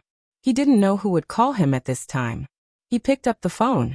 When he saw the saved number, his complexion suddenly changed and immediately pressed the answer button. Hello, President Li. I'm Yang Xinyu. Mr. Yang, I'm calling you this late. Did I disturb your rest? Li Hongji's laughter came out of the phone. Yang Xinyu quickly said, No, I haven't rested yet. President Li, are you calling me because Tan Xiao is going to the Chinese medical hospital to provide medical services? Li Hongji said, Yes. He just called me and said that he'll come tomorrow morning. If you're still in Star City, come here too. That old geezer, Jiang Feng, has been mentioning this matter to me a lot recently. Yang Xinyu said with a smile. I know. Thank you, President Li. You're so busy but you still remember my wife's matter. After Tan Xiao treats my wife, I'll treat you to a drink. Well said. He hung up the phone. An excited expression appeared on Li Hongji's face. He had been suffering these days.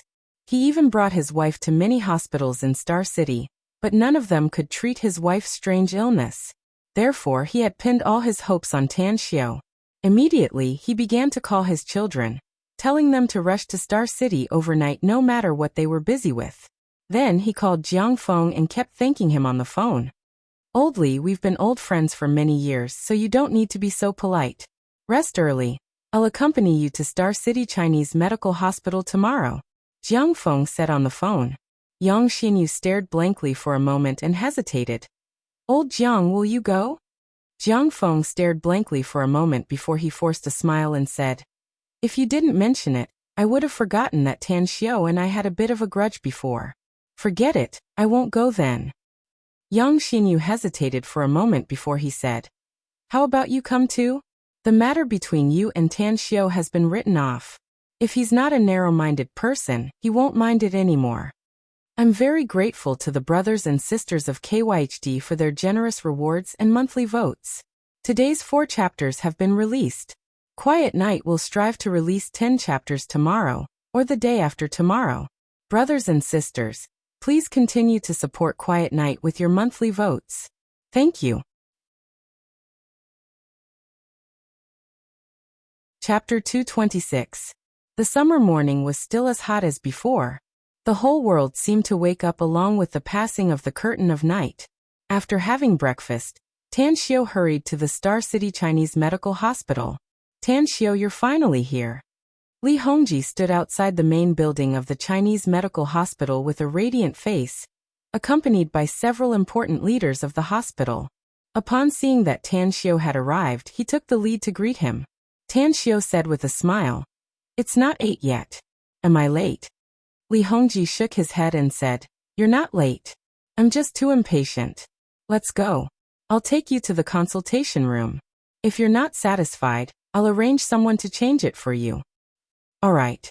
Tan Xiao complied and said, President Li, I'm here to see patients, not to inspect the work. Just let these leaders do their own thing. Li Hongji and Tan Xiao had met several times. He knew that Tan Xiao didn't like to be in the limelight. Therefore, he let the leaders leave with a smile, and personally took Tan Xiao to the consultation room to have a look. This place is good. But help me arrange a medical staff. If I need anything, just tell him to do it for me directly. Tan Xiao looked at the consultation room and nodded. Li Hongji said with a smile, I'll personally help you and also learn some experience from you. Tan Xiao snappily said, You're the dignified president of the Chinese Medical Hospital. If you follow me everywhere, won't it cause a riot? Quickly arrange it. Li Hongji hesitated for a moment before he nodded and said, then wait here for a while. The consultation time of our Chinese medical hospital will start at 8:30. I'll arrange someone to come now. All right. Tan Xiao went to the consultation table and sat down. He looked at the stethoscope and other medical tools placed on it, and directly put them into the drawer. He didn't know how to use Western medicine's tools, nor did he need them. Chinese medicine was particular about looking, listening, questioning, and feeling the pulse. He observed the patient's words, observed the patient's complexion, and diagnosed the patient's condition. A few minutes later, Li Hongji came to the consultation room with a middle-aged woman who was still attractive. The middle-aged woman was wearing a white coat and had her hands in the pockets of her coat, looking like a famous doctor. Tan Xiao, I found him for you. Her name is Sun Wenjing. She is a very good doctor in our hospital. She is familiar with medicinal herbs and has good medical skills. I've already instructed her. If you have any instructions when you're consulting the patient, just let her know. She will definitely execute it immediately, Li Hongji said with a smile. Tan Xiao nodded and said, all right then. You go do your work first. Just let her stay here. Sun Wenjing frowned. When she saw Tan Xiao's appearance, a sense of absurdity rose in her heart. Now that she heard Tan Xiao speak to the dean in such a manner, she couldn't help but say, Dean, don't go yet. Are you kidding me? You want me to stop my work and do odd jobs for this little brat? Li Hongji's complexion slightly changed as he shouted in a low voice, shut up. Tan Xiao is a Chinese medicine practitioner personally hired by me. He has great medical skills. Your job is to obey the hospital's arrangement. If you're not up to the task, you can tell me now and I'll drive you back.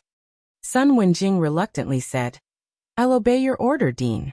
But you want me to do odd jobs here, especially for such a young man. Isn't this a waste of my time? He's still young. Even if he has a famous master and a great Chinese medicine practitioner to teach him, he can't learn much at such a young age. Please don't glare at me.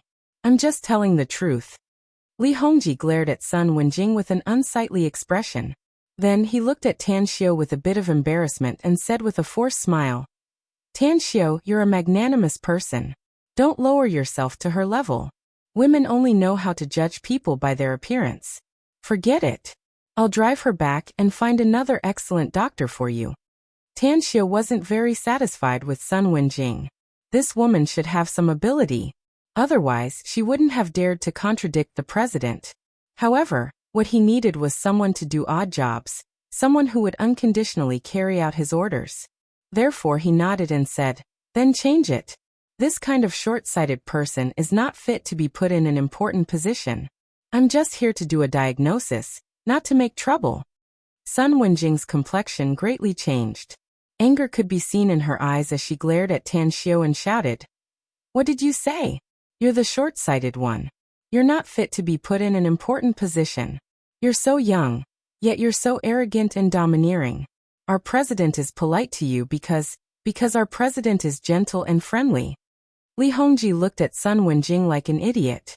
Never in his wildest dreams did he expect that Sun Wenjing, who was usually very quick-witted and proficient in the ways of the world, would be bewitched today. Every word of hers was filled with a bit of anger. And even she herself was polite to Tan Xiao. Yet she still couldn't sense the problem here. Sun Wenjing, shut the hell up if you don't want to be suspended. Humph. No matter what happened to you today, as long as you dare to offend Tan Xiao again, it's tantamount to offending me. I remember clearly telling you that Tan Xiao is a Chinese medicine grandmaster that I've spent a lot of effort to invite. Also, I forgot to tell you one thing. His medical skills are even better than mine. What? That's impossible. Sun Wenjing was stunned. She looked at Li Hongji and Tan Xiao in disbelief. A sneer appeared on her face as she glanced at Tan Xiao with disdain. Then she turned around and left the consultation room. She was in a bad mood today, very bad. Her kind mother-in-law was suddenly found to have middle-stage liver cancer. Moreover, the cancer cells had already spread, and it was impossible to completely remove it. Her colleague, who examined her mother-in-law, told her that her mother-in-law probably still had half a year to a year left. Therefore, she hated herself for her poor medical skills. She was helpless when facing her mother-in-law who had liver cancer. She also hated those quacks who didn't have any real skills but insisted on wearing white coats. Tan Xiao looked to be in his early 20s at most. She didn't believe that Tan Xiao had great Chinese medicine skills, nor did she believe that his medical skills were better than the president's. She believed that the reason why the president flattered Tan Xiao was definitely because of some other reason. She was just a doctor, and she didn't think that she needed to flatter a young man who didn't have any real skills. Li Hongji looked at Sun Wenjing's back as she left.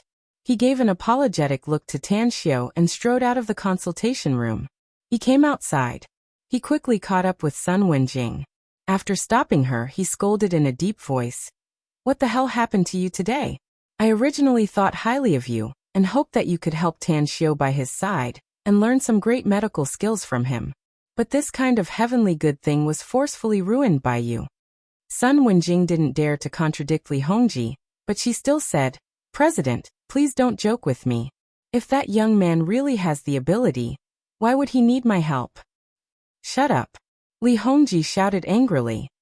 "Do you think that I would have sent someone to clean up a consultation room and let him come to our hospital to see patients if he didn't have the real ability? Do you think I would have sent someone to clean up a consultation room and let him come to our hospital to see patients? If his medical skills weren't great, would I have done my best to arrange everything for him with a smiling face? I used to think that you're very smart and proficient in the ways of the world. But what's wrong with you today? You can't even see through this problem?" Sun Wenjing was confused. "Are you really not joking? There was a woman surnamed Mu who came to our hospital with her daughter, who had a strange disease. Did you know about this?" Li Hongji said in a deep voice. "I heard about it." Sun Wenjing nodded. "It seems that even you couldn't cure that little girl's disease. Even that woman surnamed Mu took her daughter all over the country, yet no one could cure that little girl's strange disease. Why did you suddenly mention this matter, President?" "That's right." Li Hongji sneered. "Whether it's Chinese medicine or Western medicine, that woman surnamed Mu has looked for at least hundreds of doctors and visited hundreds of hospitals. None of them could cure her daughter's strange disease. But Tan Xiao could. And he even cured her. Really?" Sun Wenjing's first reaction was that Li Hongji was lying. "Do you think I'm lying?" Li Hongji sneered. Sun Wenjing quickly shook her head. She was well aware of the president's character. Her first reaction was to despise Tan Xiao. She didn't believe that the president would joke about this matter. Li Hongji coldly said, "Also, a few days ago, 6 or 7 specialists from the orthopedics and cardiology department performed surgery on a wounded patient. The patient had a nail pierced near his heart. You should know about this matter, right?" "I wasn't on duty that night, but I heard about it later," said Sun Wenjing. Could it be that the person who rushed to our hospital overnight and took the nail out of the patient's body was him?" Li Hongji sneered. "Aside from him, who else has such a great ability? You. I really don't know what to say about you. Such a great opportunity was wasted by you just like that. Forget it. It's useless for me to criticize and educate you anymore. Go back." After that, Li Hongji shook his head and sighed with his hands clasped behind his back as he walked toward the corridor. Sun Wenjing was tongue-tied as she looked at Li Hongji's back as he left. Suddenly, regret rose in her heart. If President Li didn't lie and Tan Xiao was really a great Chinese medicine grandmaster, then wouldn't she have missed an opportunity in vain? However, he was so old. Even if he started learning Chinese medicine in his mother's womb, it would only be 20 years, right? Even if his medical skills were great, how great could it be? Thinking up to here, Sun Wenjing curled her lips. She didn't go back to her office directly, but went to the inpatient department to see her mother-in-law who was receiving N4 drip. Now her mother-in-law's cancer cells were spreading and were constantly intensifying.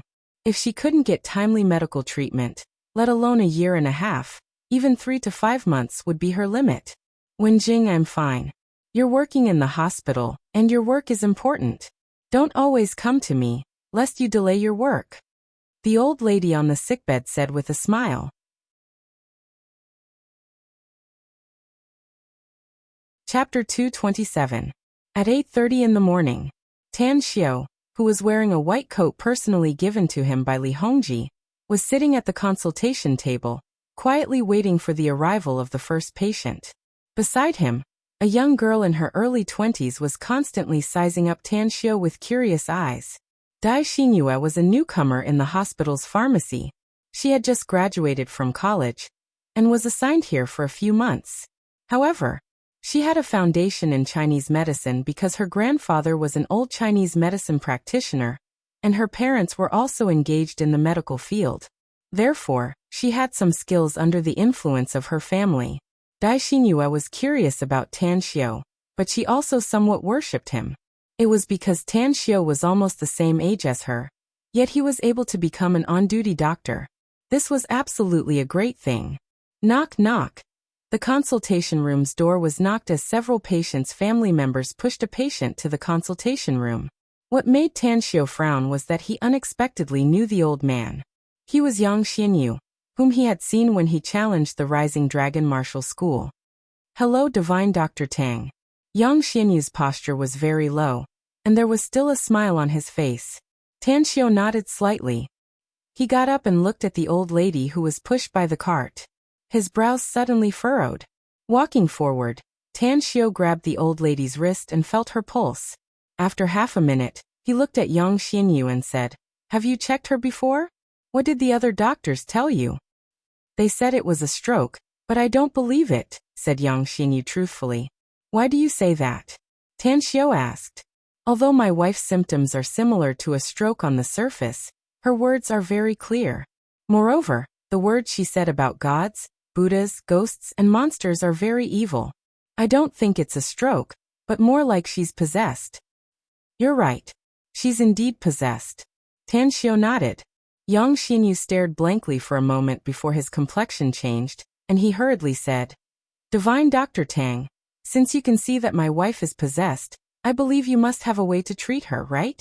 Previously in the Rising Dragon Martial School, I have offended you.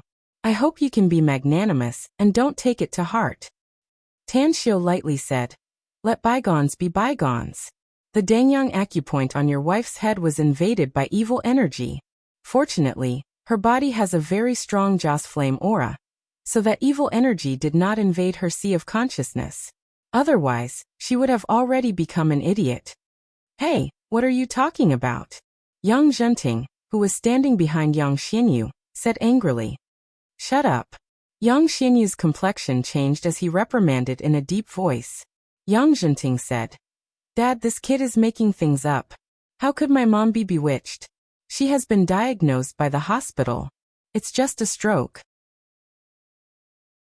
Let's follow the treatment for a stroke and slowly nurse my mother back to health. I believe she will get better." "Pa!" Yang Xianyu fiercely slapped Yang Zhenting's face and sternly shouted, "If you dare to say another word, I, Yang Xianyu, will not have you as my son, and you're not allowed to see us again in the future." Upon hearing it, Yang Zhenting suddenly looked a bit timid. He lowered his head and no longer spoke. Tan Xiao shook his head and lightly said, "All of you get out."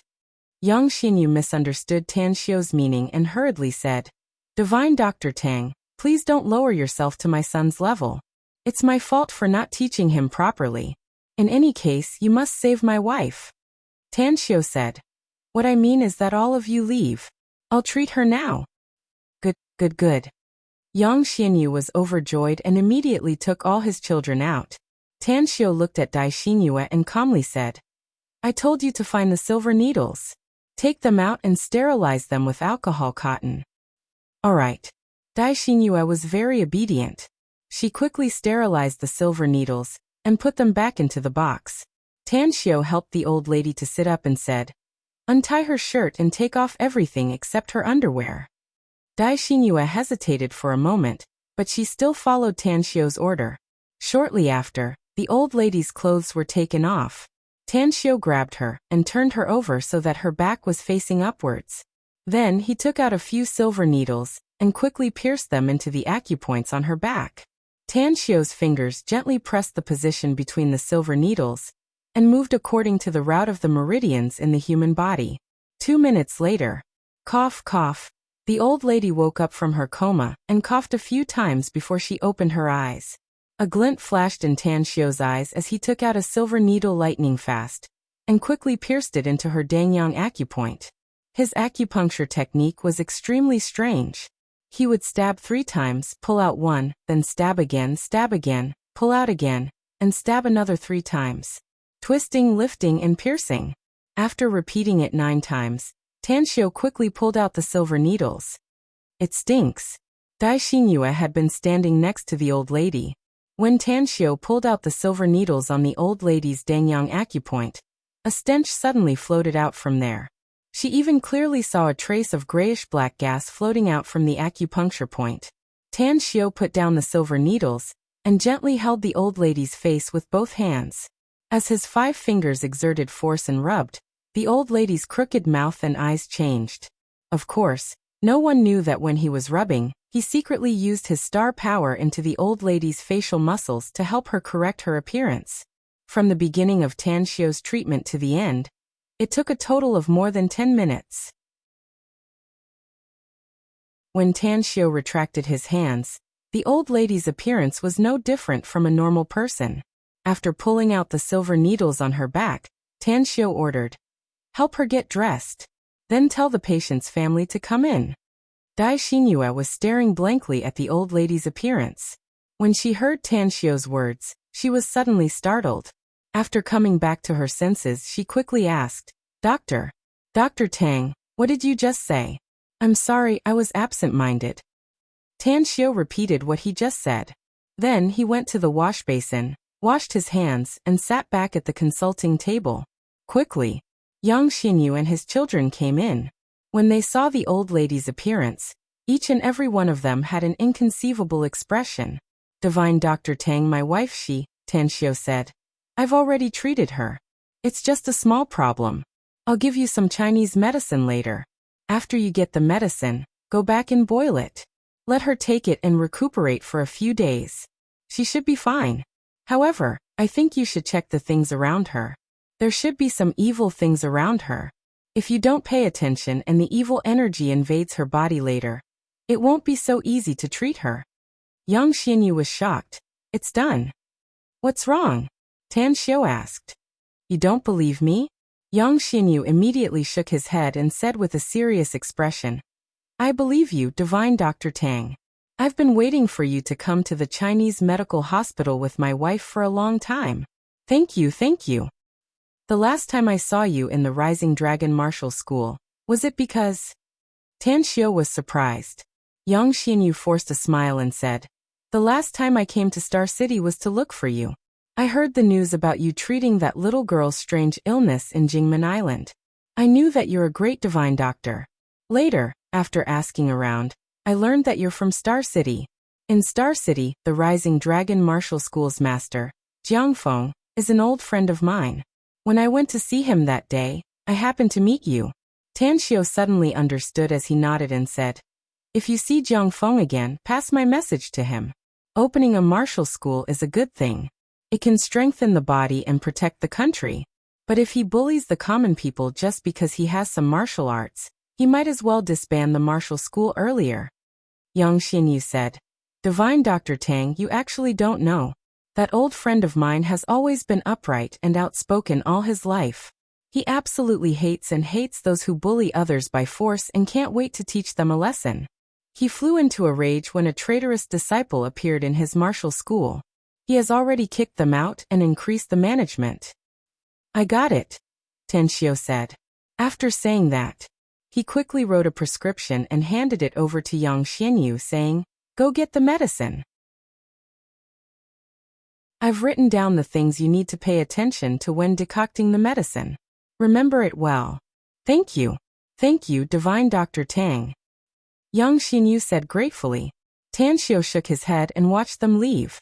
Then he turned to look at Dai Xinyue and lightly asked, "What do you think?" The shocked expression on Dai Xinyue's face had yet to fade away. Upon hearing the question, a bit of worship was revealed on her face as she said, "Dr. Tang, you're really amazing. However, I don't quite understand the demonic energy you just mentioned." Tan Xiu lightly said, If you want to be an outstanding Chinese medicine practitioner, you must not only understand the patient's condition and injury, but also understand some situations that ordinary people are unable to come into contact with.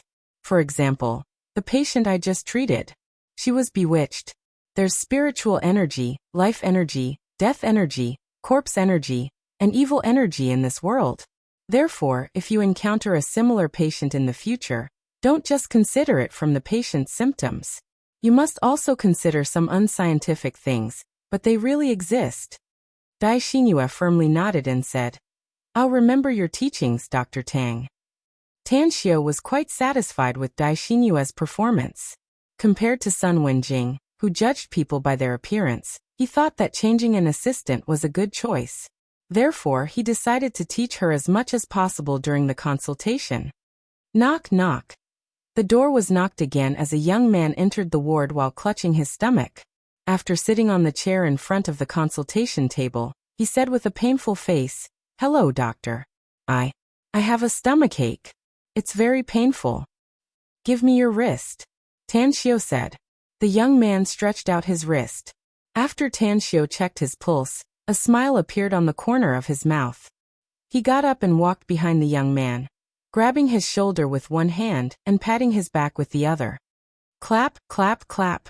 A series of patting sounds made the patients and their family members waiting at the door look at each other in dismay. Even Dai Xinyue looked puzzled. Tan Xiao glanced at Dai Xinyue and lightly said, Do you know how to check the pulse to diagnose the illness? A little bit, said Dai Xinyue quickly. I've learned it from my grandpa before. General illnesses can be diagnosed by looking, listening, questioning, and feeling the pulse.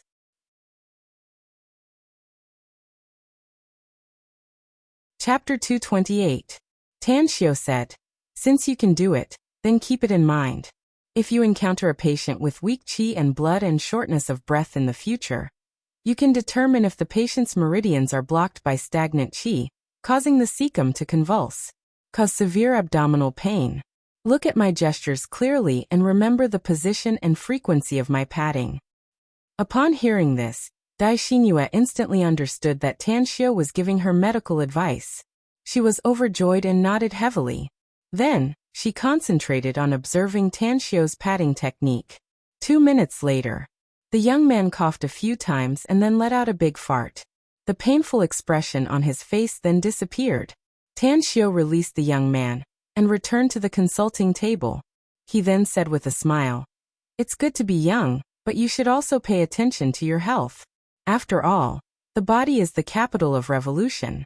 If you empty your body so early, it will easily bring trouble in the future. The young man instantly understood Tan Xiao's meaning. With a bit of embarrassment on his face, he said, Thank you, doctor. I'll keep it in mind. You're really a divine doctor. I just had a terrible stomachache. But after you patted it for a while, it doesn't hurt anymore. I feel warm and comfortable inside my body. Tan Xiao said with a smile. You're welcome. It's what I should do. You should go now. There are other patients behind you. Yeah. The young man came in while clutching his stomach and straightened his back before leaving. Several patients and their family members at the door looked at each other. They were a bit disappointed when they first came to the door of the consulting room. They didn't expect that Tan Xiao's medical skill was so amazing that he could cure a patient with a terrible stomachache in just 2 or 3 strokes. Amazing. You really can't judge a book by its cover. This doctor is so young, yet he has such amazing medical skills. He will become a world-famous divine doctor in the future. Amazing. I've heard of a lot of amazing doctors, but none of them are so young. It seems that I came to the right place to see a doctor in this Chinese medical hospital today. It's my turn.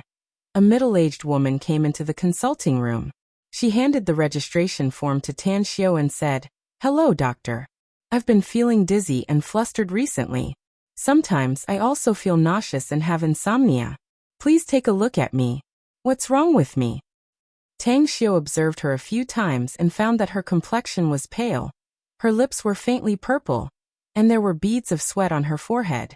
He immediately said, I'll check your pulse first. We'll talk about the situation later. The middle-aged woman quickly stretched her wrist. After checking the middle-aged woman's pulse, Tang Xiu found that her problem wasn't small. Her kidney function had problems, and there were symptoms of kidney failure. Moreover, she had severe anemia. If this continued, her body would collapse in 2 months at most. After a moment, Tang Xiu loosened the middle-aged woman's wrist and said, "Take off your shoes and socks. Bring the chair over and sit opposite me." Tan Xiu said. Tan Xiu, the middle-aged woman, and Tan the middle-aged woman's eyes. While the tan and the of blood, the woman's eye, Tang Xiu grabbed the middle-aged woman's bare feet and put them on his lap. His fingers then gently kneaded and massaged several important acupoints on her feet. Seeing the painful expression on the middle-aged woman's face, he lightly asked, "Does it hurt?" With a painful expression, the middle-aged woman nodded and said, "It hurts a lot. You don't pay attention to your body." Tan Xiu sighed. "You're severely anemic, and your pulse is very weak. Furthermore, the most serious thing is your kidney function. It's showing signs of failure. If you don't treat it in time, the consequences will be very serious. I'll massage your acupoints to relieve the uncomfortable feeling in your body, but you still need to recuperate slowly if you want to treat it. I'll give you a prescription of Chinese medicine. Buy it and boil it. Take it every morning and evening for a month." "Can I recover if I take it for a month?" asked the middle-aged woman. "Yes, and you'll become strong and healthy," said Tan Xiu. The middle-aged woman was overjoyed, but she still hesitantly asked, "Doctor, is the medicine you prescribed expensive? My family is quite poor. I can't afford it if it's too expensive." Tang Xiu said, "It's not that expensive. It's only a few dozen yuan for 1 dose." Upon hearing it, the middle-aged woman finally felt relieved and gratefully said, "Thank you, doctor." Tan Xiu shook his head and massaged her for a few minutes. Then he let her wear her shoes and socks. After washing her hands, he wrote a prescription and handed it over to the middle-aged woman, saying, "Remember, take the medicine on time every day. Otherwise, your body will collapse." "I'll keep it in mind." The middle-aged woman nodded seriously. Standing at the side, Dai Xingyue's eyes were rippling with extraordinary splendor. She didn't expect that Tan Xiu's medical skills would be so amazing. He had consulted 3 patients in a row, and 2 of them were cured on the spot. As for the 3rd patient, after his foot massage, a trace of rosy color appeared on her pale face. Even the tone of her voice was a bit stronger than before. Next, as the middle-aged woman left, Tan Xiu called out. In the morning, Tang Xiu had consulted dozens of patients. A small number of them had their conditions cured on the spot, while the rest of the patients had their conditions alleviated after a simple treatment. For a moment, the entire Star City Chinese medical hospital's leaders, doctors, nurses, and many patients who came to the hospital for treatment heard that a divine doctor had come to the hospital. Inside the hospital's conference room, Li Hongji and dozens of doctors and experts of the hospital were sitting at the conference table, watching the large LCD screen on the innermost side. On the screen was the scene of Tan Xiu's consultation room. For 3.5 hours, no one left their seats even half a step, and no one spoke too much. Nearly all of their minds were focused on the screen, with shocked expressions appearing on their faces again and again. Huff! Li Hongji saw through the screen that Tan Xiu had successfully treated another patient. Finally, he heaved a deep sigh of relief. He turned to look at the dozens of doctors and experts in the conference room, and asked in a deep voice, "How is it? I've personally hired a doctor. Is his level up to your discerning eyes?" The dozens of doctors and experts looked at each other in dismay as a forced smile was revealed on their faces. An old Chinese medical doctor forced a smile and said, "President, you must be joking. This young doctor isn't something that can enter our discerning eyes. His medical skills are really amazing. I've been a doctor for 40 to 50 years, and I've treated countless patients and seen a lot of diseases. I've even met a lot of powerful Chinese medical doctors, but I've never seen such a powerful Chinese medical doctor. He's simply a divine doctor. There's no need to doubt his attainments in medical skills. I'm even wondering if there's any disease in this world that he can't cure." Another old Chinese medical doctor sighed deeply. A smile appeared on the corner of Li Hongji's mouth as he looked at everyone nodding with satisfaction. Then he said with a smile, "As the saying goes, every generation has its own geniuses. We're getting old, and the future belongs to the younger generation. It's a pity that Tan Xiu's ambition isn't in the medical field. Otherwise, I'd really feel happy for the masses."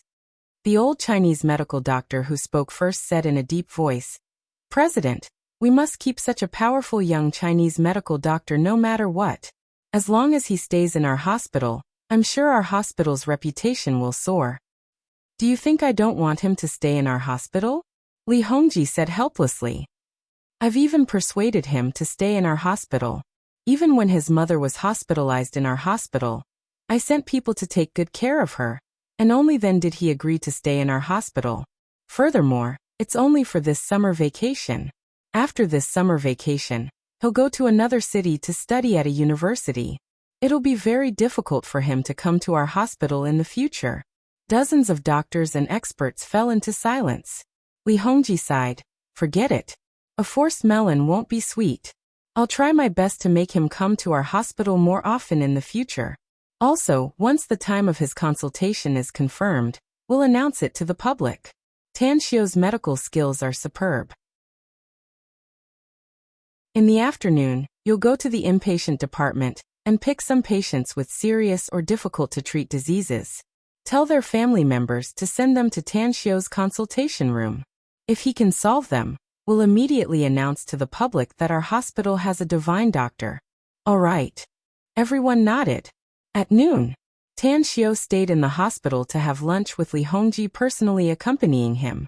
Tan Xiu's assistant, Dai Xingyue, also joined them for lunch. However, Dai Xingyue was somewhat fearful to have lunch with the president. Lunch was over. Tan Xiu returned to the consultation room again. He knew that the consultation room was equipped with surveillance cameras, but he didn't care about it. Even when he was consulting and treating the patients, he deliberately aimed the camera at the scene of his treatment. In the afternoon, Tan Xiu treated a lot of seriously ill patients. Although they couldn't be cured immediately, the patients' conditions were alleviated. As long as the follow-up treatment was done according to his instructions, it wouldn't take long for those patients to recover. Tan Xiu had decided to continue his consultation at the Chinese medical hospital tomorrow. After all, he had promised Li Hongji that he would be delayed for so many days. If he continued to see patients for a few more days, he might not have time to come later when he got busy. The next afternoon, Tan Xiu was in the consultation room, teaching Dai Xingyue a lot of medical knowledge. As a matter of fact, Tan Xiu was very familiar with the human body's diseases. Even after returning to Earth, he had read a lot of Chinese medicine books, so a large number of diseases made his medical practice level advance by leaps and bounds. Knock, knock. The door was knocked, and a young man came to the consultation room with a middle-aged woman. When Tan Xiu saw the young man's appearance, his brows slightly wrinkled. He had seen this young man before. He was the one who ridiculed him in the bank outside the Chinese medical hospital the day before yesterday. "How come it's you?"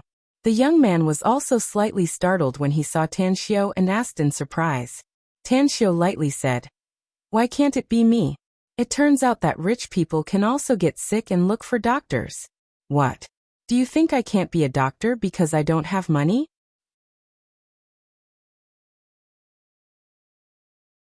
Chapter 229. The young man's complexion changed as an awkward expression appeared on his face. He secretly regretted it. If he knew this would happen, he wouldn't have said such a cheap mouth the day before yesterday and offended a Chinese medical hospital's doctor. Moreover, this doctor was rumored to be a very powerful divine doctor. With an obsequious smile, the young man said, "I'm really sorry, doctor. I was too arrogant before. Please don't stoop to my level, and stoop to my level. I heard yesterday that a powerful divine doctor came to this Chinese medical hospital. Every time he consults a patient, he can cure the disease." Tan Xiu wasn't a narrow-minded person. Upon hearing the young man's apology, he lightly nodded. He then looked at the middle-aged woman sitting in front of the consultation table and asked, "What's wrong with you?" "My waist hurts," said the middle-aged woman. Tan Xiu checked her pulse, which showed that her physical condition was good. Only her waist had symptoms of qi and blood congestion. Therefore he got up and said, "Lie down on the bed over there. I'll give you a massage. You should have psoas strain." "All right." The middle-aged woman went to the bed and lay down on it according to Tan Xiu's instruction. Tan Xiu touched the woman's waist and shook his head, saying, "It seems that it's not just a simple psoas strain. You have a very serious lumbar disc herniation. The bones in your waist are deformed. I'm afraid it will be very painful if I want to correct your bones. Can you bear it?" "Can it be cured completely?" asked the middle-aged woman quickly. Tan Xiu nodded and said, "No problem. But it will take a few days of treatment. You have to come here at least twice a day, once in the morning and once in the evening to maintain the time. 3 days should be enough for you." The middle-aged woman nodded seriously and said, "I can bear it. I'll have to trouble you, doctor." Tan Xiu nodded and massaged the middle-aged woman for a while. Then he began to exert more strength. His fingers even went through the middle-aged woman's waist bones. Again and again. Each time was stronger than the last. The middle-aged woman looked in pain. As Tan Xiu's strength increased, the pain on her face became more and more intense. Later on, she even screamed again and again. 10 minutes later, just as the middle-aged woman's endurance was about to reach her limit, Tan Xiu stopped. He said, "There's someone lying on the sickbed. The pain in your waist will be relieved soon." Subsequently, Tan Xiu consulted another patient. After the patient left, the middle-aged woman got up from the bed and stood on the ground to feel it. A look of surprise appeared on her face and she said, "It really doesn't hurt anymore. Also, my waist feels warm and comfortable." Tan Xiu said, "Remember my words. Meet me here in 3 days. If nothing unexpected happens, I will be here for the next 3 days." "All right. Thank you, doctor." The middle-aged woman said gratefully. Seeing that Tan Xiu was so powerful, the young man sincerely admired him. He said to Tan Xiu, "Doctor, thank you so much. My mother has a protruding lumbar disc for several years, and she often falls asleep from the pain. If you can cure her completely, I'll give you as much money as you want." Tan Xiu was stunned and immediately said, "Is your family very rich?" The young man hesitated and said, "Not too rich, but it's much better than the average family." Tan Xiu said, "If that's the case, then do more good deeds in the future. Consider it as a thank you." "Good deeds?" The young man stared blankly. He originally intended to give the money to Tan Xiu, but the latter stuffed it back. He could feel that Tan Xiu's words were absolutely from the bottom of his heart. For a moment he was secretly ashamed of his own superficiality and arrogance. At the inpatient department, accompanied by the inpatient department's leader, Li Hongji came to a VIP ward. When he saw the patient and the hospital's doctor, Sun Wenjing, he immediately asked, "Why are you here?" Upon seeing the arrival of the president and the inpatient department's leader, Sun Wenjing quickly said, "President, I've finished my work there, so I came to see my mother." Li Hongji was surprised and asked, "This patient is your mother?" Sun Wenjing nodded and said, "Yes." Li Hongji asked, "What's her illness?" Sun Wenjing bitterly said, "Middle-stage liver cancer, and she's receiving treatment in the hospital."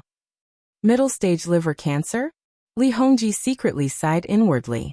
It was possible to cure it if it was the early stage of cancer. But after the cancer cells had spread, it would be as difficult as ascending to the heavens to cure it. He wanted to comfort Sun Wenjing, but he didn't know what to say. He secretly shook his head and said, "Take good care of your mother. If you're too busy with your work in the hospital, I'll give you a holiday." Sun Wenjing shook her head and said, "Thank you, President. I have a lot of family members, so it won't affect my work." Li Hongji nodded and was about to leave when he suddenly recalled something. A strange expression suddenly appeared on his face as he said, "Your mother's illness is very difficult to cure. How about you take her to see Tan Xiu?"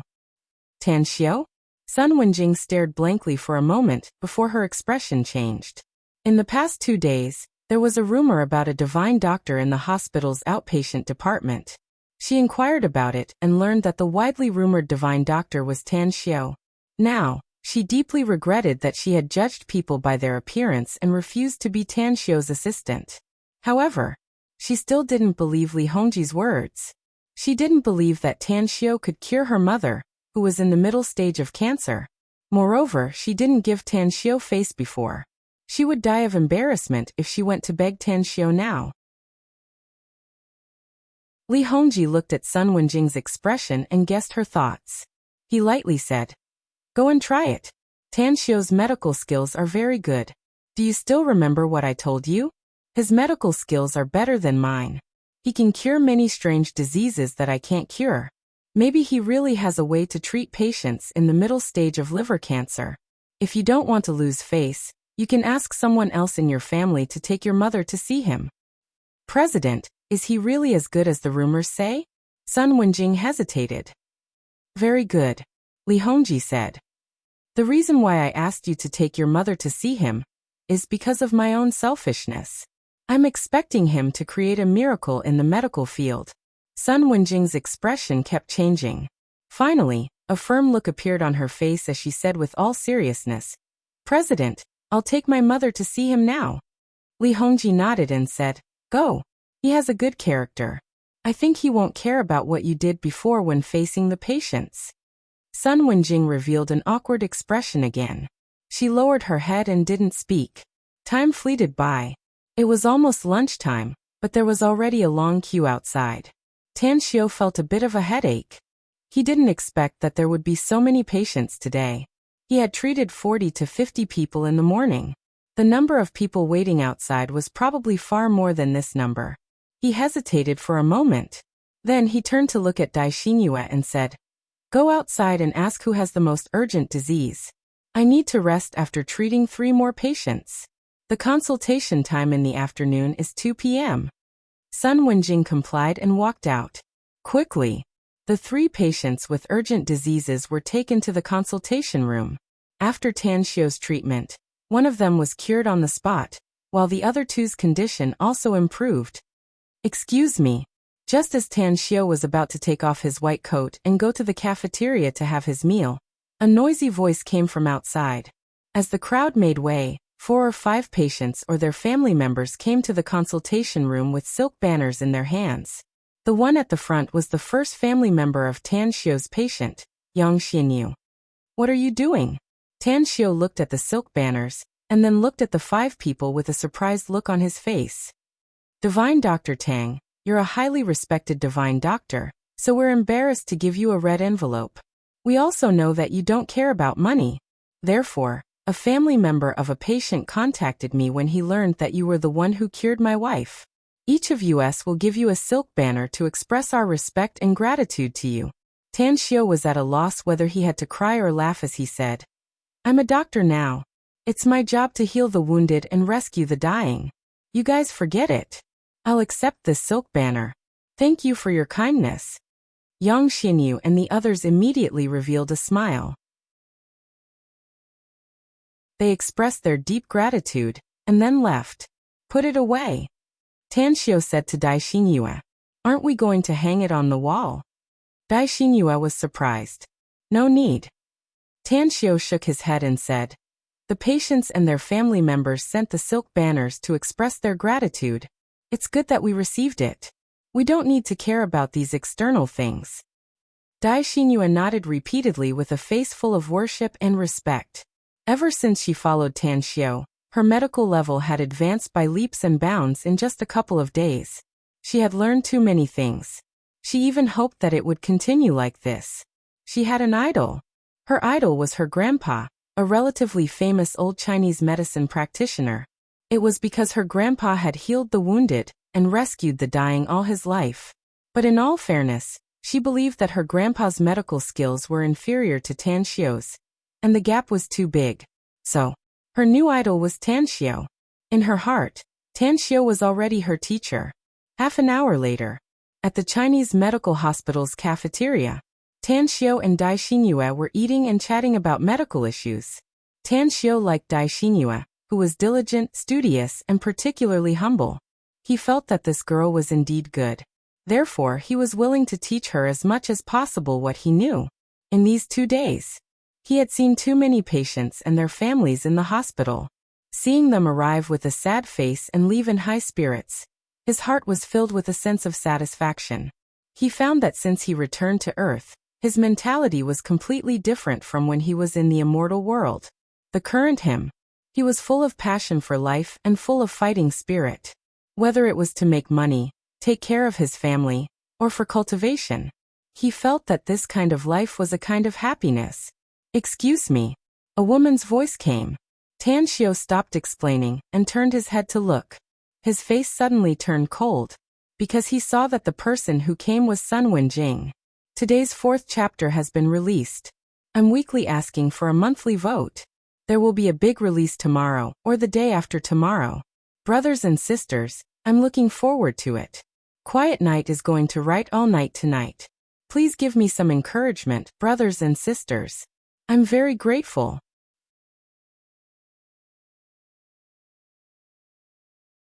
Chapter 230. Sun Wenjing's expression was a bit awkward. But for her mother's sake, she still gritted her teeth even if she had to make a fool of herself. She even squeezed out a smile and said, "Dr. Tang, I'm really sorry before. My vision was too narrow and I judged people by their appearance. I also heard that your medical skills and medical ethics are as good as yours, so please don't lower yourself to my level." A trace of surprise was revealed in Tan Xiao's eyes after hearing it. He thought that Sun Wenjing came to look for trouble again, but it turned out that she came to apologize. As the saying goes, one should never hit a smiling face. Since the other party came to apologize sincerely, he didn't have a cold face anymore, so he waved his hand and said, "Let's forget about the previous matter. Just pay attention to it later." Sun Wenjing secretly felt relieved and said, "I'll definitely remember this lesson, and will never judge people by their appearance again. I'll face everything with a humble attitude." "Since you've apologized, let's go eat," Tan Xiao said. Sun Wenjing forced a smile and said, "Dr. Tang, I actually came to you because I have something to ask of you." "What is it?" Tan Xiao frowned and asked. "Actually, I've been in a bad mood lately because my mother is ill and is hospitalized in our hospital," said Sun Wenjing. "Her illness? What illness?" Tan Xiao was puzzled and asked. "She's in the middle stage of liver cancer, and the cancer cells have spread," said Sun Wenjing bitterly. "What do you mean?" Tan Xiao raised his brows. "You want me to treat her?" Sun Wenjing nodded and said, "Everyone says that you're a divine doctor. Even President Li is ashamed of his inferiority. He told me that if there's anyone in the world who can save my mother, it must be you. Furthermore, President Li also has his own selfish motives. He wants to witness a miracle in the medical field." Tan Xiao was silent for a moment before he slowly shook his head and said, "I'm not as amazing as the rumors say. I'm afraid I can't do anything about your mother's illness. I'm sorry to disappoint you and President Li." Sun Wenjing begged, "Dr. Tang, can you try it? Can you try it? I'll try to satisfy you no matter what your request is. We'll also fully cooperate with any of your requests. My mother brought up the 4 of us on her own. In her later years, she was busy taking care of the children for us. It could be said that she did not enjoy much happiness. Now that she has cancer, I really don't want to see her leave us in the pain of the disease. Please." Dai Xinhua looked at the pleading Sun Wenjing, and then at Tan Xiao. She was kind-hearted and hesitated for a moment before saying in a low voice, "Dr. Tang, please give it a try. The old man is very pitiful. Even if he can't be cured, this doctor won't blame you." Tan Xiao secretly sighed in his heart. Although he did not like Sun Wenjing, her filial piety still moved him. After a moment of silence, he slowly said, 3 requests. Sun Wenjing's eyes lit up and she quickly said, "Please tell me." Tan Xiao said, "First, no matter if I can cure your mother or not, this matter must not be spread out. I will also ask Li Hongji to keep it a secret." "I can do it." Sun Wenjing nodded heavily. Tan Xiao said, "Second, prepare 100,000 yuan and donate it to the hospital's patients who have no money. As for who to donate it to, find it yourself." "No problem," said Sun Wenjing without hesitation.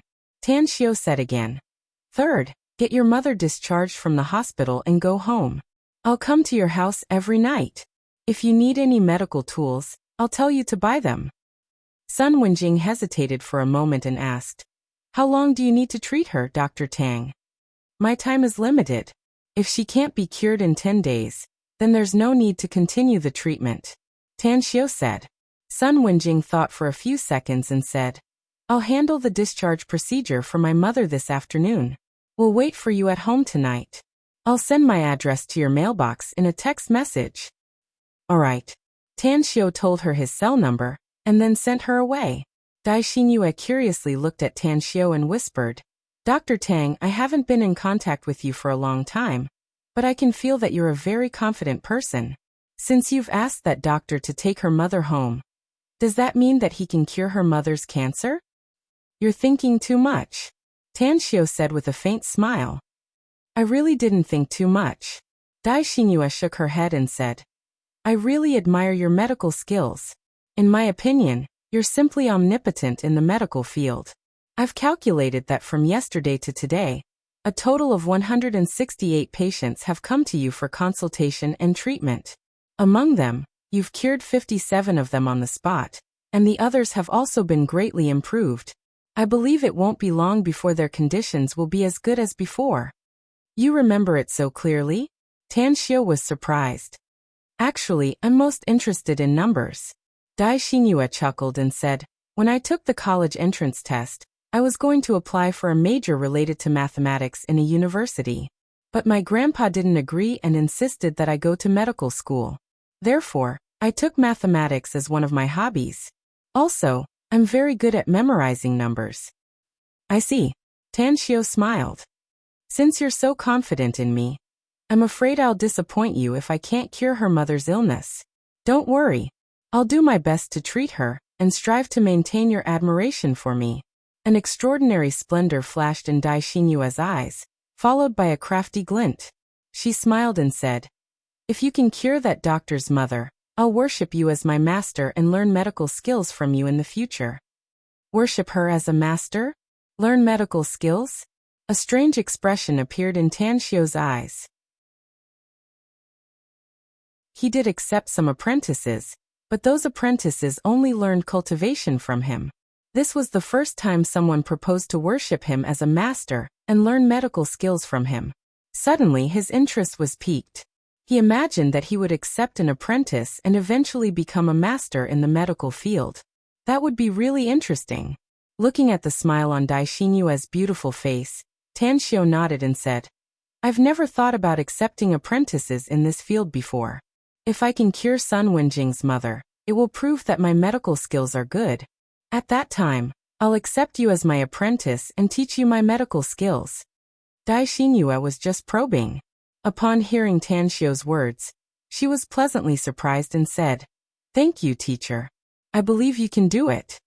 Tan Xiu waved his hand and said, Don't rush to call me now. Wait until I cure the patient. I'll change the way I address you at that time. Change the way I address you? Change the way you address me? Asked Dai Xinyue curiously. Master. Tan Xiu said. Dai Xinyue's eyes lit up. She was so excited that she almost jumped up. She was a smart girl. How could she not understand the deep meaning of the word master? A person, especially a modern person, might have many teachers, but a master was very rare. Only those who could truly worship a master would be able to get the true inheritance. Hurry up and eat. I still have to see patients in the afternoon. Tan Xiu said with a smile. In the evening, after consulting the last patient, Tan Xiu hurriedly left the hospital. Dai Xinyue was like a shadow, following Tan Xiu all the way back to Southgate Town. Master, do you live here?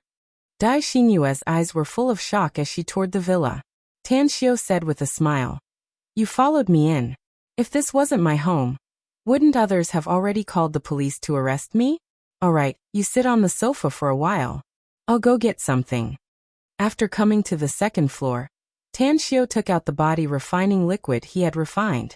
He knew about cancer, and the body refining liquid would definitely have a magical effect in treating cancer. On one hand, the body refining liquid could strengthen the physical strength of cancer patients, and on the other hand, it could also destroy the cancer cells in the patient's body. However, the body refining liquid's effect was too strong for ordinary people to bear. Therefore, he needed to dilute the body refining liquid, and then bring it to Sun Wenjing's home. Furthermore, the silver needles he brought from the hospital would also be of great use. The silver needles combined with the body refining liquid would yield twice the result with half the effort. As Tan Xiu returned to the first floor, he found Gu Yin standing in front of Dai Xinhua, looking at her with a curious expression. "Yin," Tan Xiu called out. Gu Yin turned around and immediately ran after seeing Tan Xiu. She grabbed Tan Xiu's hand and said, "Master, she said she's also your disciple, is it true?" Tan Xiu said, "More or less. She hasn't formally acknowledged me as her master, but I'm ready to accept her as my disciple." Gu Yin asked, "Are you going to teach her a cultivation technique?" Tan Xiu shook his head and said, "What she'll learn from me is different from you. What she wants to learn is medicine. She wants to be a very powerful Chinese medicine grandmaster." Gu Yin suddenly understood and said with a smile, "Master, I like people who study medicine the most. People are very uncomfortable when they're sick. If they can cure the patients, it's a good deed." After saying that, Gu Yin followed Tan Xiu to Dai Xinhua. She raised her small face and said, "Big sister, my name is Gu Yin. You can call me Yin later.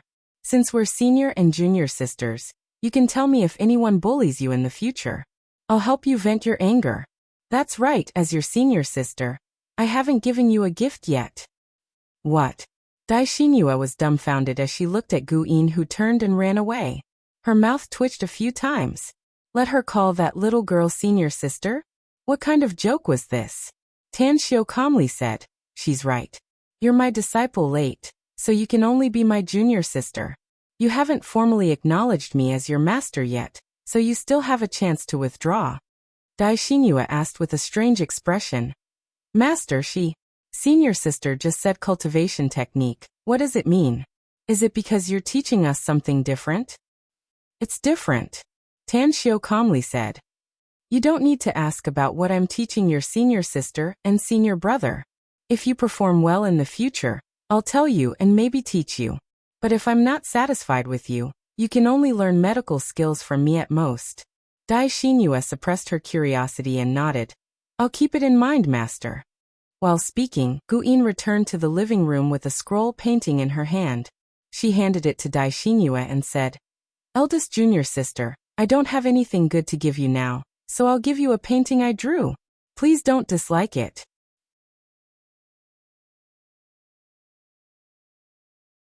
Chapter 231. Dai Xinhua shook her head and said with a smile, "How could that be? I like whatever senior sister gives me." After saying that, she gently untied the rope tied to it. When she saw the painting, she was slightly stunned, and her eyes revealed a look of surprise. She thought that with Gu Yin's age, even if she could paint, she wouldn't be good. However, this painting was very good. It was a landscape painting with green mountains and flowing water. There was also a very familiar villa at the foot of the mountain. After carefully thinking about it, she realized that the villa in this painting was the villa where she lived. Good painting. Dai Xinhua sighed sincerely. Tan Xiu also saw the painting and was surprised. A trace of astonishment was revealed in his eyes as he asked with a smile, "Yin, you copied the background of this painting, right? I can see that this villa is ours." Gu Yin said with a smile, "Master, I usually don't attend classes and find something to kill time when I'm bored. I found that painting is very interesting." Tan Xiu said with a smile, "I'll teach you how to paint when I have time later." "All right." Gu Yin nodded with a smile. "Where's Mom?" Tan Xiu asked. "Why isn't she at home?" Gu Yin said, "Grandma went to the restaurant and will come back later." Tan Xiu said, "I'm going out of town in a few days. I'll give you 2 days of leave and take you with me." Gu Yin was pleasantly surprised. "Really? Where are we going?" "I'll take you to see your senior sister," said Tan Xiu. Gu Yin asked curiously, "Master, I have a senior sister? Why haven't I heard about it before?" Tan Xiu didn't answer her question, and went to the kitchen instead. He saw that the housekeeper was cooking dinner, so he decided to go to Sun Wenjing's house after dinner. Star City, Purple Gold Garden upscale residential area. The 160 square meters house was exquisitely decorated, and had high-end furniture arranged in an orderly manner.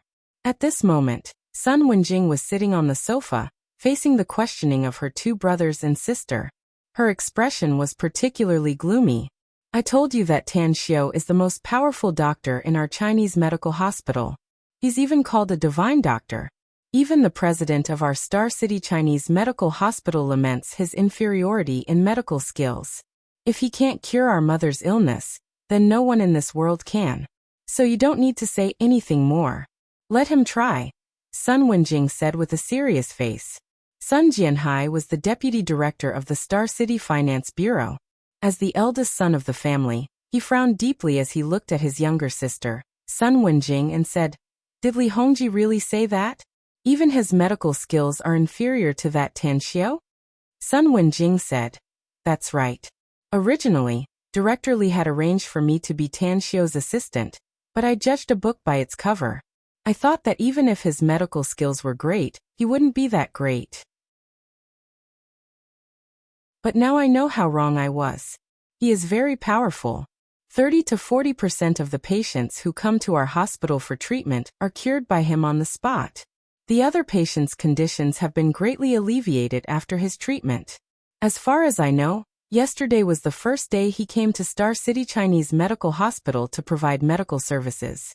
But today he received more than 20 silk banners from the patients' family members. More than 20. Sun Jianhai showed a shocked expression, and even Sun Jianjun and Sun Wenmin were surprised. They all knew what it meant for the patients' family members to send silk banners to the doctor. It showed that the patients' family members were sincerely grateful to the doctor. Sun Wenjing said, "There's something you may not know. There was once a mother who took her 6 or 7 years old sick child to all the major hospitals in the country. She tried both Chinese and Western medicine, but none of the doctors could cure her daughter's strange illness.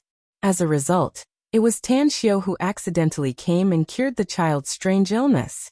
So when Dr. Tang comes, don't treat him with contempt. The last chance to cure our mother lies in him." Sun Jianhai said with a deep voice, "If he can really cure our mother, I'll do anything. Second brother, go get 200,000 yuan. If he can cure our mother, consider this as a thank you gift." "You're not allowed to give it," Sun Wenjing angrily said. Sun Jianhai stared blankly and asked with a puzzled expression, "What do you mean?" Sun Wenjing said, "Tan Xiu promised to treat our mother, but he gave me 3 conditions. One of them is that we must donate 100,000 yuan to the hospital's needy patients. But he doesn't want money." This, Sun Jianhai and the others were dumbfounded. Living in this era, money seemed to have become the yardstick to measure everything. How could there be such a noble and unquestionable integrity young man in this era? Sun Wenmin asked, "Big sis, what are the other 2 conditions Dr. Tang mentioned?" In an instant, Sun Jianhai and Sun Jianjun also looked curious. Sun Wenmin said, "One of the conditions is that I must bring our mother home. He must come to our home to treat our mother. The other condition is that no matter whether he cured our mother's cancer or not, our whole family can't tell anyone about this. We can't tell anyone about this." Sun Jianhai slowly said, "I understand his concerns. Liver cancer is in the middle stage, and the world's medical level is still unable to cure it. He doesn't want to cause a sensation. I didn't expect that this young man has such superb medical skills, yet he's still so low-key. Suddenly, I'm looking forward to it." Sun Wenmin said, "Big brother, I'll pay 100,000 yuan. Whether he can cure our mother or not, I'm willing to donate 100,000 yuan to the needy families in the Chinese medical hospital." Sun Jianhai revealed a smile and nodded silently. Half an hour later, the doorbell rang. When Sun Wenjing dashed to the door and opened it, she saw Tan Xiu and Dai Xinyue standing outside. "Dr. Tang, Dr. Dai, I'm sorry to trouble you," Sun Wenjing said politely. Tan Xiu shook his head. After entering the hall, he saw Sun Wenjing's siblings. After a brief introduction by Sun Wenjing, he exchanged a few words with them and then said, "Where's the patient? Take me to see her condition." Sun Wenjing said, "Come with me." In a spacious and bright room, Sun Wenjing's mother was leaning on the bed and watching TV. Upon seeing her children coming with Tan Xiu and Dai Xinyue, She immediately sat up straight and said with a smile, "Son, is this the Dr. Tang you and President Li mentioned?" Sun Wenjing said with a smile, "He's Dr. Tang, Mom." Tan Xiu faintly smiled and looked at the old woman's slightly pale face. Then he said with a gentle tone, "Old lady, I'm going to check your body first. I'm afraid it'll be very painful when I treat you. Can you endure it?" The old woman said with a smile, "Don't worry. This old woman has suffered all kinds of hardships in her life. Even my body has been operated on a lot of times. I can endure the pain." "A lot of times?" Tan Xiu asked with a puzzled expression. The old woman said with a smile, "I've been sick before and had several operations. Also, a woman should be in the most pain when she gives birth, right? I can endure that kind of pain. Don't worry, Dr. Tang." Tan Xiu suddenly understood. He nodded with a smile and said, "The greatest person in this world is a mother." This sentence made a lot of sense. This is also why filial piety is the most important of all virtues. Your children are really good. They're really good. After saying that, he grabbed the old woman's wrist and felt her pulse. He immediately found that there were indeed a lot of toxins in her body. These toxins should be what the medical community called cancer cells. Moreover, the toxins in her blood were the most. "Dr. Tang, how's your examination?" Sun Wenjing saw Tan Xiu take back his hand and quickly asked nervously. Tan Xiu said, "I can't guarantee that I can cure her, but the hope is very high. Go and get me a basin of warm water and a few clean towels. You too come and take off the old woman's clothes, leaving only her underwear." Warm water, towels. Sun Wenjing and the others quickly got ready. The old woman's coat was also taken off, and she lay flat on the bed. Tan Xiu said, "Go and pour half a cup of warm water. Remember, it's best to keep the temperature between 30 and 40 degrees. All right." Sun Wenjing quickly poured the warm water and handed it to Tan Xiu. Tan Xiu took out the bottle of diluted body refining liquid from his pocket and poured 3 drops into the warm water. Then he handed it to Sun Wenjing and let the old woman drink it. The Sun siblings didn't question what Tan Xiu put in the water for the old woman to drink. They just stood at the side and watched quietly with complete trust.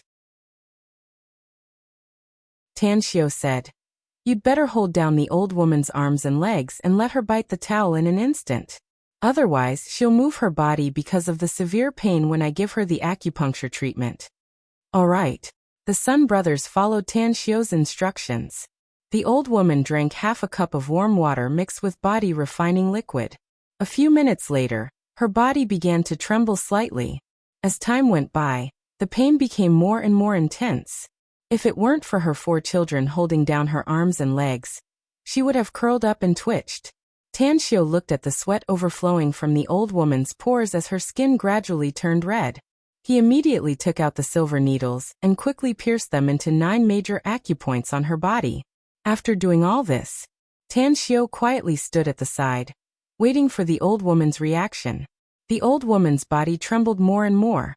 The pain made her faint several times and wake up several times. The 2 brothers, Sun Jianhai and Sun Jianjun, looked extremely ugly and distressed. As for the 2 sisters, Sun Wenjing and Sun Wenmin, their eyes were constantly flowing out. Tan Xiu looked at the performance of the 4 of them and secretly admired them. Having such filial children, the old woman's life was worth it. "Ha! What's that smell?" Sun Jianjun suddenly frowned and asked as his nose twitched. Tan Xiu said, "It's the stench." Sun Jianjun was confused. "The stench? Where's the stench coming from?" "My mom's body." Tan Xiu explained, "The cancer cells in her body are toxins in my opinion. Toxins that are harmful to the body. Mixed with her sweat, it will give off a foul smell. You must endure it and make sure that she lies flat. Otherwise, if the silver needles on her body are moved, it will be very dangerous."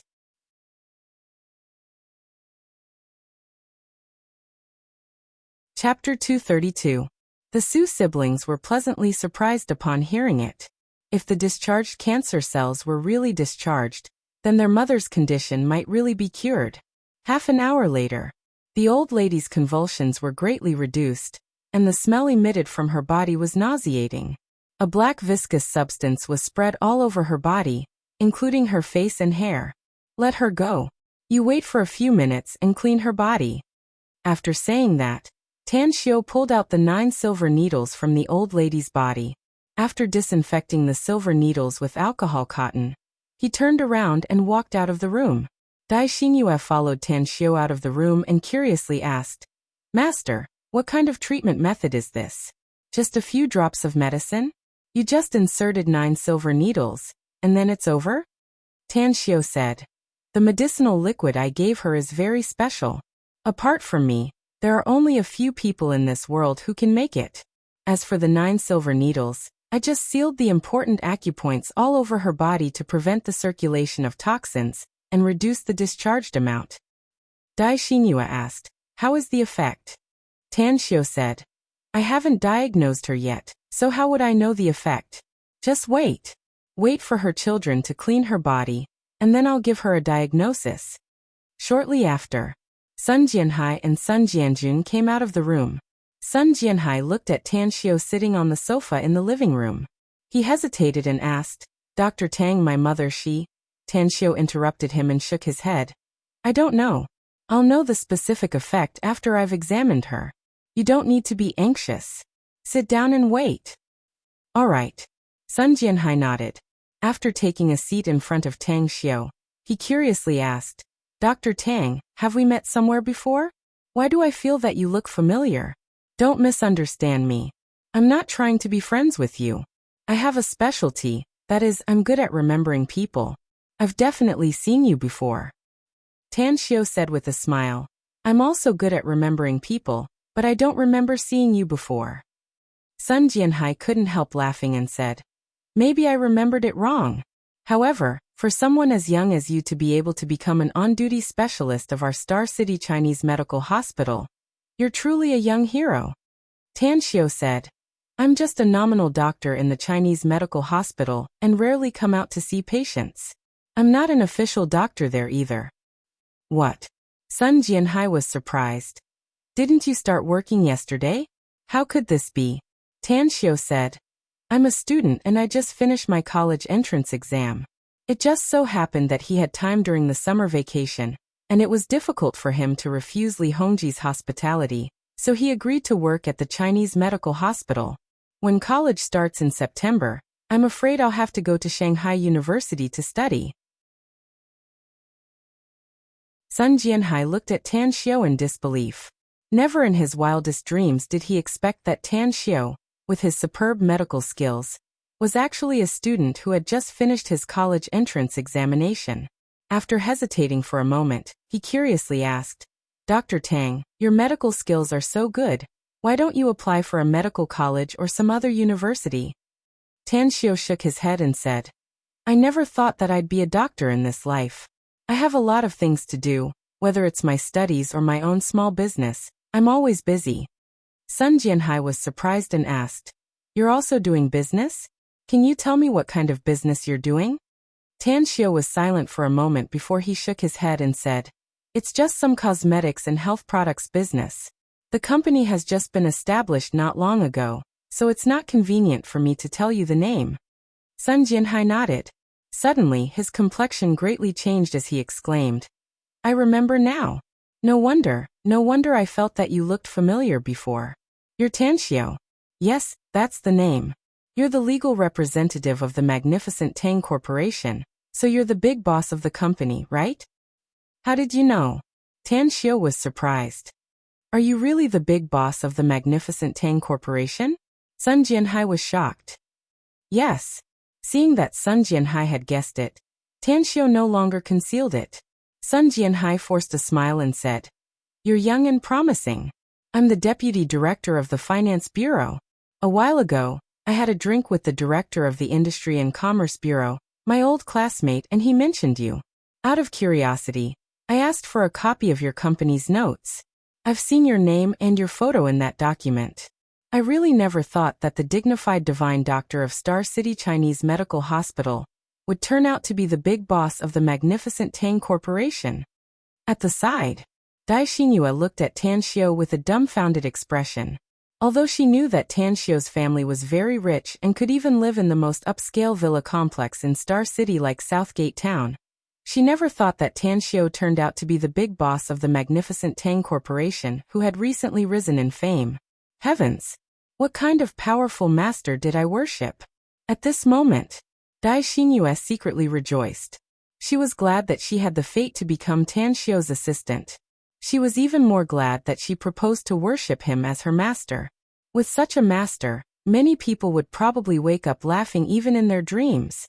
Tan Xiu said with a faint smile. Your friend from the Industry and Commerce Bureau leaked my information. Should I sue him? Sun Jianhai was startled. An awkward expression immediately appeared on his face as he quickly said, Tang, Dr. Tang, please don't. The reason why he told me is that we have a very close relationship. We grew up together and were classmates since childhood. Later on, we entered the system and advanced and retreated together. Had it been someone else, he would never have told me. It's all right. I was just joking. Tan Xiu said with a smile. However, please tell your classmate not to reveal my situation to anyone else. Although I'm the magnificent Tang Corporation's boss, I don't like to be in the limelight. I'll leave the company's affairs to the general manager, Kong Xia. I won't care about it. Sun Jianhai nodded and said, I'll definitely convey your words. Quickly, the two sisters, Sun Wenjing and Sun Wenmin, helped their mother take a bath and change into clean clothes. Sun Wenjing came to the living room and said with a strange expression, Dr. Tang, would you like to come in and have a look? My mom? What's wrong with her? Tan Xiu got up and asked. She said that she feels very comfortable. It's like she suddenly became 10 years younger, said Sun Wenjing. Although her limbs are still weak, the pain caused by the cancer cells has completely disappeared.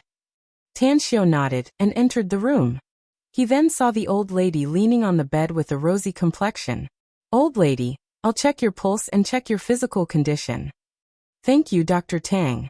I feel much better now, said the old lady gratefully. Tan Xiu let out a faint smile. After checking the old lady's pulse and using his spiritual sense to observe, he found that 2/3 of the cancer cells in the old lady's body had been removed, leaving only 1/3 remaining in her body. Moreover, her physical fitness was not inferior to a young man at this time. I never thought that the body refining liquid would have such a great effect on ordinary people. If I were to sell it myself, I'm afraid a drop of it can be sold for tens of millions, right? Tang Xiu secretly shook his head. His action, however, made the Sun siblings tense up. How is it, Dr. Tang? Asked Sun Jianhai quickly.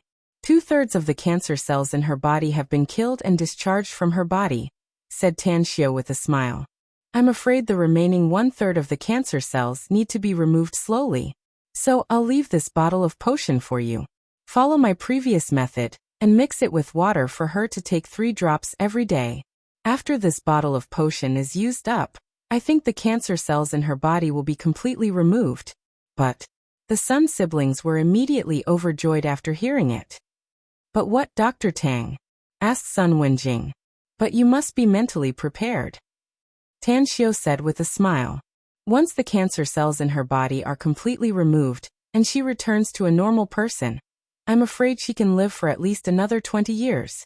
You 4 siblings must do your best to be filial to the old lady in the future. To 20 years? Sun Wenjing stammered. One must know that her mother was now nearly 80 years old. If she lived for another 20 years, wouldn't she be able to live to 100 years old? At least 20 years, said Tan Xiu with a smile. Sun Wenjing gulped down her saliva and looked at the bottle handed by Tan Xiu. After hesitating for a moment, she asked, Dr. Tang, may I ask, this potion is? This is my secret potion. It's very difficult for outsiders to get their hands on it, said Tan Xiu. Moreover, it's also very difficult to concoct this kind of potion. Therefore, I don't want you to spread the news of me treating your mother. Otherwise, it will bring me great trouble. Absolutely not. The Sun siblings quickly promised. Sun Wenjing spoke again. Dr. Tang, about the house visit fee. Forget about the money. Tang Xiu waved his hand and said, just keep in mind the conditions I gave you. Well, if there's nothing else, I'll go back first. Remember, if you're worried about the old lady's condition in a few days, take her to another hospital for an examination. Another hospital? The Sun siblings instantly understood Tan Xiu's meaning and nodded in agreement. Then they left the Sun family's residence. Tan Xiu and Dai Xingyue, who had yet to recover from the shock, walked out of the gate of the community. Standing on the roadside, Tan Xiu said, "All right, you've seen the treatment today. As for the effect, you just need to pay more attention to it. Also, you must not tell anyone about me treating that old lady's cancer. I need you to give me a guarantee." Only then did Dai Xingyue come back to her senses.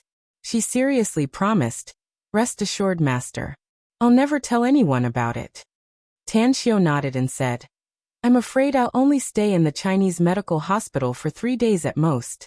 Then I won't go there anymore. As for teaching you medical skills, you must study it seriously in the next 3 days. I'll teach you when I have time later." Upon hearing it, Dai Xingyue looked a bit disappointed. She nodded and said, "I know you're a busy man, master. Don't worry. I'll be very serious when I learn from you."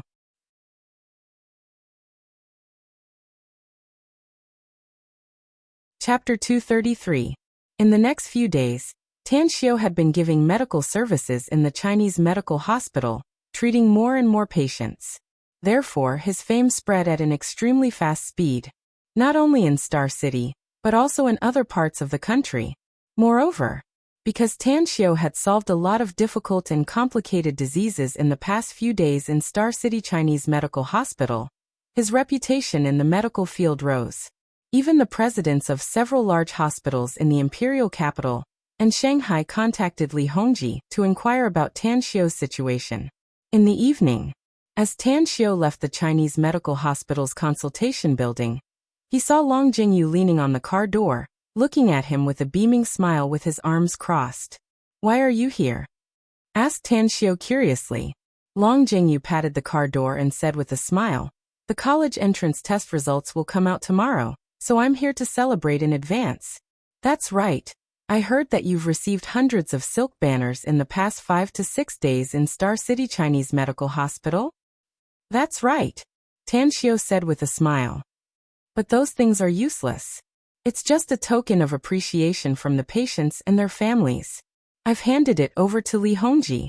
He can deal with it as he sees fit."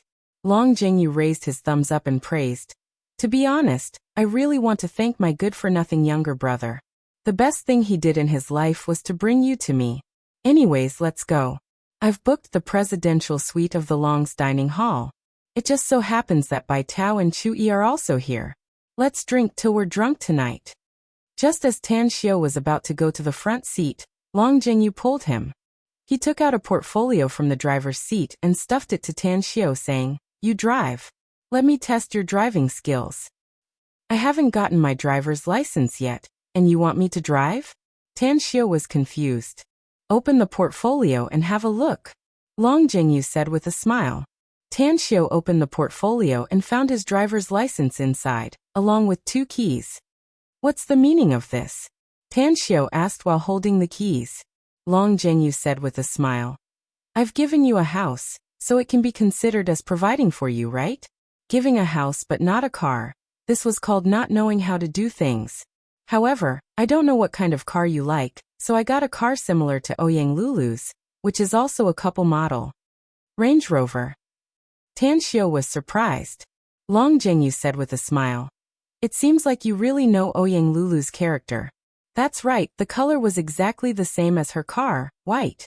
It's comfortable to watch." The car is currently parked in the underground parking lot of the Long's dining hall.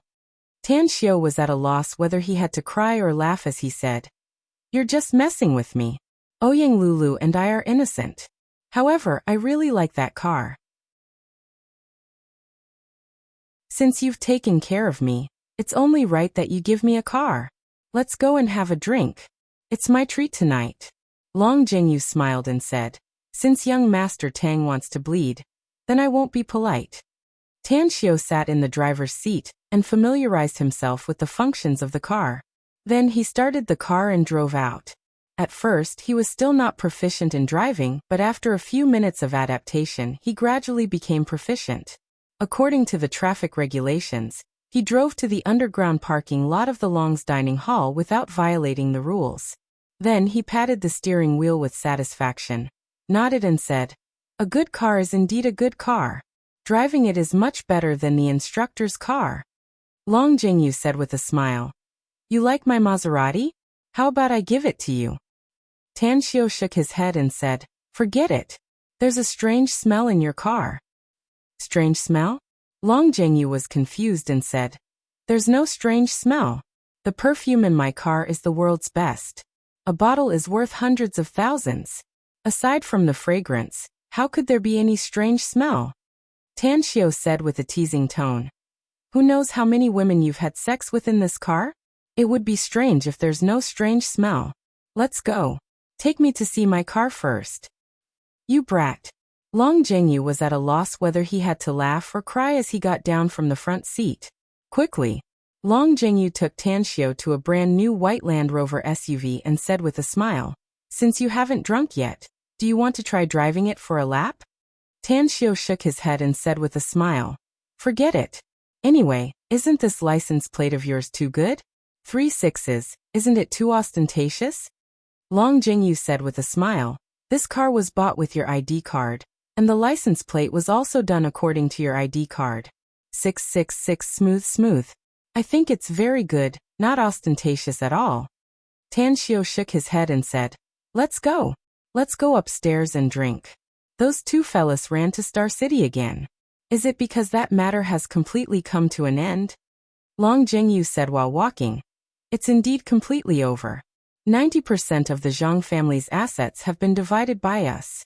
As for the remaining 10%, except for the unimportant people of the Zhang family, the rest has been taken away by the bank. This time, our forces can be said to have eaten to their heart's content. The Bai family and the Chu family joined later, but they didn't get much. However, it can be said that these two families have spent their hard-earned capital and added several billion yuan, preparing to invest in the big project. In a few days, the people in charge of our forces will gather together and divide the shares." Tang Xiu said with a smile, "Although Bai Tao and Chu Yi are the juniors of big families, they don't have much of the rich playboy aura of those big families. Especially Chu Yi, he's very shrewd and reliable." "Ah, that's right. If you didn't mention it, I would have forgotten that I still owe him money."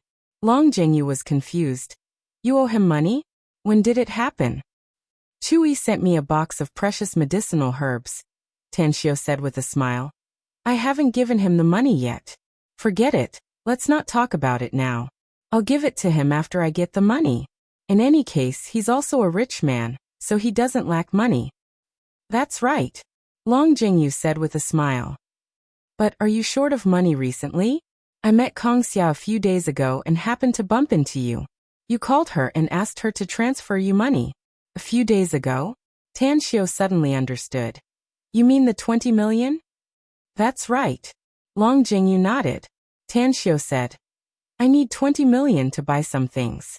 I only have a few million on me, so I can only ask Kong Xia for the money. Actually, I'm really poor. I'm so poor that I'm about to die. Young Master Long, you're young and have a lot of money. Can you give me some pocket money to spend? I don't want too much. If you have the nerve to give me 8 billion, I won't mind." "Go to hell." Long Jingyu cursed with a smile. The duo came to the presidential suite of the Long's dining hall amidst laughter. After seeing Bai Tao and Chu Yi, the 4 young people naturally gathered together and drank a lot of wine. Ring ring ring. Just as Tanshio drank the wine into his stomach, his mobile rang in his pocket. He took out his mobile and saw the caller ID. It turned out to be his mother. He immediately gestured to the others to leave. While walking outside, he picked up the phone and said with a smile, "Mom, what's the matter?" Su Lingyun's voice came from the phone with a tearful tone. "Xiaoyu, can you come back? Your grandma is injured. I want you to accompany me back to see her." "Grandma?" A simple and kind face emerged in Tanshio's memory. Although thousands of years had passed, he could still clearly remember his grandma's appearance. He also remembered that when he was a child, She loved him the most, more than the two siblings of the Su family. Mom, don't be anxious. Tell me what's going on. Isn't Grandma always in the countryside? How did she get injured? Tan Xiao asked. Su Lingyun said, I don't know the specific situation. It seems that someone bullied your grandma and beat her. It was my neighbor's second aunt who called me. They have now sent your grandma to the county hospital, but I don't know the specific situation. Mom, don't worry. I'll immediately rush back to Southgate Town. After picking you up, we'll go back to our hometown overnight. Believe me, Grandma will be fine as long as I'm here. All right, Su Lingyun replied. Tan Xiao hung up the phone and returned to the front of the Long Jingyu trio. Then he said with a deep tone, Something happened in my hometown, so I'll leave now. After you're done, just put the bill on me. It seems that the Long's dining hall's member can put the bill on me. Tang Xiao, what happened? Long Jingyu asked with a puzzled expression. Do you need our help? Tan Xiao shook his head and said, Not for the time being. I'll contact you when the time comes. All right, I'll go first. Having said that, he picked up the portfolio and quickly left the suite. After arriving at the underground parking lot, he directly drove the Land Rover SUV back to Southgate Town, regardless of the alcohol he had just drunk. At this time, Su Lingyun was standing at the entrance of the villa, with a worried expression. Seeing a car stop in front of her and Tan Xiao getting out of the car, she was immediately surprised and said, Son, where did you get this car? Also, when did you learn to drive? I went to the driving school to get my driver's license some time ago. I just got it today, said Tan Xiao. This car is a gift from a friend. Mom, pack your things. We'll go back to our hometown overnight. You'll drive me back? Su Lingyun said. Can you do it? Mom, I got my driver's license, so driving is naturally not a problem, said Tan Xiao. I've packed my luggage. Go and pack your things. I'm afraid we'll have to stay in our hometown for some time. Su Lingyun nodded and said. After being silent for a moment, Tan Xiao dialed Kong Xia's cell number. When Kong Xia picked up, Tan Xiao said, Can you help me? It's a private matter. What is it? Asked Kong Xia. Tang Xiao said, Mom and I are going back to our hometown. Although Yinin has a nanny to take care of her, I'm still worried. Can you stay in my house in Southgate Town while I'm away? Can you help me take care of her while you're at it? No problem, said Kong Xia. Tan Xiao thanked her and returned to the villa to pack his things. A few minutes later, he brought a few sets of clothes and drove his mother, Su Lingyun, back to his hometown. Since he just got his driver's license, he couldn't go on the highway. Therefore, he could only use the navigation system to find the way back to his hometown.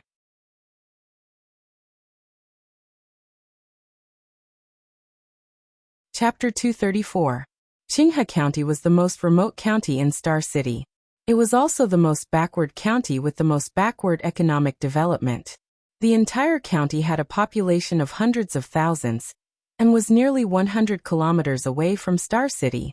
A Land Rover SUV was driving on the dilapidated and uneven road, quickly heading toward the county hospital with the help of the county's dim street lights. Late at night, the Land Rover drove into the county hospital's gate. Upon seeing such a luxurious SUV, the originally lazy expression of the two security guards at the gate shook and even saluted. Mom, we've arrived. Tan Xiao looked at the tired and sleepy Su Lingyun and called out in a low voice. Su Lingyun sobered up a lot. She looked at the dim light outside and said with astonishment, We've arrived so fast? Tan Xiao said, Star City is not far from Qinghe County, and I've been driving for more than 2 hours. If the road is good, I'm afraid it won't even take half an hour. Mom, call the neighbor's second aunt and ask her which ward is Grandma in. Su Lingyun woke up from her dream and quickly took out her mobile. After dialing the number and talking with the other party, her expression turned extremely ugly. She turned to look at Tan Xiao and said, Your grandma, she's still waiting for surgery in the consultation building. It seems like her leg is broken. What? Tan Xiao looked at Su Lingyun with disbelief. It must be known that it had been 3 to 4 hours since his grandma was injured, and it would only take half an hour to go from the village to the county. Why hadn't she had an operation until now? Tan Xiu's expression was a bit gloomy as he said with a deep voice, "Mom, let's go there now." Su Lingyun nodded heavily. After pushing the door open and getting off the car, she hurriedly ran toward the consultation building. A few minutes later, both mother and son arrived outside the operating room on the 4th floor of the consultation building. In the corridor outside the operating room, Tan Xiu saw his grandma lying on a trolley, as well as his neighbor's second aunt and her son, Su Ben. "Big sis Lingyun, you're finally here. She's badly injured, but she hasn't lined up for surgery yet." Chen Huiying greeted Su Lingyun with surprise when she saw her. Su Lingyun quickly asked, "Huiying, what happened? Are there a lot of surgeries today?" Chen Huiying forced a smile and said, "I dare to guarantee you that aside from a few doctors in this operating room, there are no patients undergoing surgery at all. They were deliberately stalling for time. In our village, a total of 6 people were injured. The rest were taken away by their families, saying that they wanted to change hospitals. However, Xiao Ben had just contacted them and learned that the other hospitals were also deliberately delaying the time. They had no choice but to send him to Star City." Su Lingyun asked incredulously, "Why? Wasn't it their job to heal the wounded and rescue the dying in the hospital? Is it because it's too late?" Chen Huiying interrupted Su Lingyun and wryly smiled. "He brought some people to our village to cause trouble. He was also injured by our villagers, along with 2 others. I heard that the leader of the troublemaker's family is rich and powerful. Whether it's the Public Security Bureau or the Health Bureau, they have their people. So they must be the ones behind this." Tan Xiu interrupted, "Second aunt, what's the reason why our villagers had a conflict with them?" Chen Huiying looked at Tan Xiu and squeezed out a smile saying, "The government wants to expropriate our village's land, saying that they want to build an industrial park. It was originally a good thing, but in the end, every household was only given 20,000 yuan for each mu of land. Tan Xiu, you're a cultured and reasonable person. What can you do with 20,000 yuan these days? Our common people rely on the land to grow food to eat. Once the money they gave us is used up, we'll all have nothing to eat in the future." Tan Xiu took a deep breath as anger flashed in his eyes. He knew that what second aunt said was reasonable. Rural people relied on land. How could they live in the future if they lost their land? 20,000 yuan? The housing price in Qinghe County had already reached 2,000 to 3,000 yuan per square meter. 20,000 yuan might not even be enough for the down payment of a house, right? Moreover, the compensation for land expropriation was definitely more than this amount. It might even be dozens of times more than 20,000 yuan, or even hundreds of times more. Tan Xiu looked at his unconscious grandmother, who was still frowning with a painful expression on her face. A killing intent rose in his heart. He took a deep breath and suppressed the hatred in his heart. He opened the thin quilt covering his grandmother's body, and gently carried her down. He put her on a chair at the side and then looked at Su Ben saying, "Big brother Ben, help support my grandmother. I want to see her injury." "Don't mess around, Tan Xiu," said Chen Huiying anxiously.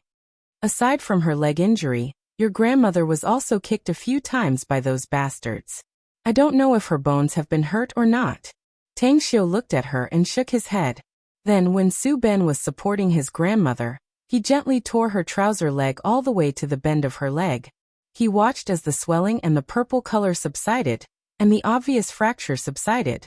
Tang Xiu faintly felt a bit distressed. It's Xiu." Zhang Shi was awakened by the pain. When she saw her grandson, Tan Xiu, squatting in front of her, she squeezed out a smile on her wrinkled face. After saying that, her skinny palm also stroked Tan Xiu's head. Tan Xiu looked up and said with a smile, "Grandma, please endure the pain. I'll take a look at your injury. Mom knows that I've recently learned some medical skills. I'm also a doctor in Star City Chinese Medical Hospital. My skills are very powerful." On the other side of Zhang Shi, Su Lingyun said with a worried expression, "Xiu, can you do it? Don't let your grandmother's injury worsen." "Don't worry, Mom," said Tan Xiu. After saying that, his palm gently pinched Zhang Shi's swollen leg for a while, and found that her calf bone should be fractured. If it were any other doctor, they would probably think that it would be very troublesome. After all, His grandmother was old, and it would be very difficult for her broken bones to heal. But such an injury was not a problem for him at all. Second aunt, how did you come here? Tan Xiu looked up and asked. Su Quan drove us here, said Chen Huiying. He's already gone to send the others to Star City. Tan Xiu nodded and glanced at the operating room. He already knew what the doctors in white coats were doing inside. As Chen Huiying said, there was no patient in the operating room, only 3 doctors playing landlord. Let's go.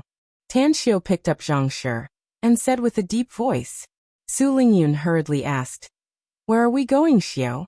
Aren't we going to wait for your grandmother's operation? Haven't you seen it yet? Tan Xiu sneered. The people in this hospital have been bribed. They won't operate on my grandmother at all. I'll settle this account with them later. Let's send my grandmother home first. I have a way to cure her injury. You really have a way. Although Su Lingyun knew that the president of Star City Chinese Medical Hospital had personally hired Tan Xiu to be a doctor there, but she had never seen her son treat a patient, so she was still a bit worried. I really have a way, Tan Xiu said. Don't worry, Mom. I won't play around with my grandmother's injury. Su Lingyun nodded. She then looked at Chen Huiying and said, Huiying, let's go. Since Xiu can cure my mother's injury, then let's not stay in this hospital. Chen Huiying hesitated. She looked at Tan Xiu and then at Su Lingyun before nodding with a forced smile. Inwardly, she was somewhat annoyed with Tan Xiu. She was perfectly aware of Tan Xiu's situation. He was obviously just a high school student, so how could he have any medical skills? Even if he had learned medicine from someone, wouldn't it be better to stay in the hospital and wait for treatment? However, since Su Lingyun said to go home, it was not good for her to say anything more. Tan Xiu left the consultation building with Mrs. Zhang and went straight to the parking lot. We went the wrong way, Tang Xiu, said Su Ben quickly. That's the parking lot. If we want to go back, we have to stop a car outside. Tan Xiu shook his head and went straight to the parking lot. He let Su Lingyun take the car key from his pocket and taught Su Lingyun how to unlock it. Immediately after, the car door was opened and Tan Xiu carefully put Mrs. Zhang on the back seat. Then he said, Mom, you and second aunt sit on both sides of Grandma. Big brother Ben, you sit on the front seat. Chen Huiying and Su Ben saw Su Lingyun take the car key from Tan Xiu's pocket as the car lights flashed. The mother and son were dumbfounded because the car in front of them was too advanced. Especially Su Ben, who was now 23 years old. Although he usually followed the construction team to build houses everywhere, he still recognized this Land Rover SUV. Tan Xiu, this car is yours? Upon hearing Tan Xiu's words, Su Ben sobered up from his daze and asked with a stutter. It's mine, Tan Xiu said. Su Ben desperately swallowed his saliva and said with trembling lips, This is a Land Rover. Range Rover, right? I've seen a big boss drive this car. That big boss is very rich. I heard that his assets are tens of millions, and the cheapest car is more than 1 million, right? Don't worry about the car. Let's go back first, Tan Xiu said lightly. Su Ben hesitated for a moment before he opened the front seat's door and quickly got in. Feeling the spacious space and comfortable seat, he felt like he was dreaming. Because he had never sat in such a good car in his life. Even sitting there, he didn't know where to put his hands and feet. Tan Xiu started the car and skillfully drove out of the hospital, rushing toward the Su family village in Songlu town. The Su family village was not far from the county town, and it was only a dozen minutes away by car. However, due to the poor road conditions, Tan Xiu drove very slowly to avoid his grandmother from getting too much bumps. A dilapidated house with a dilapidated courtyard. Mrs. Zhang usually lived here. Even the Su family's ancestors lived here. Except for the daughter-in-law who married into the family, all the villagers in the Su family village had the surname Su. Almost every family was related to each other, and could be regarded as their own family. Let Grandma go back to the house first. I need to prepare something, said Tan Xiu. With a puzzled expression, Su Lingyun said, Xiu, what do you need to prepare? Tell me, I'll go find it.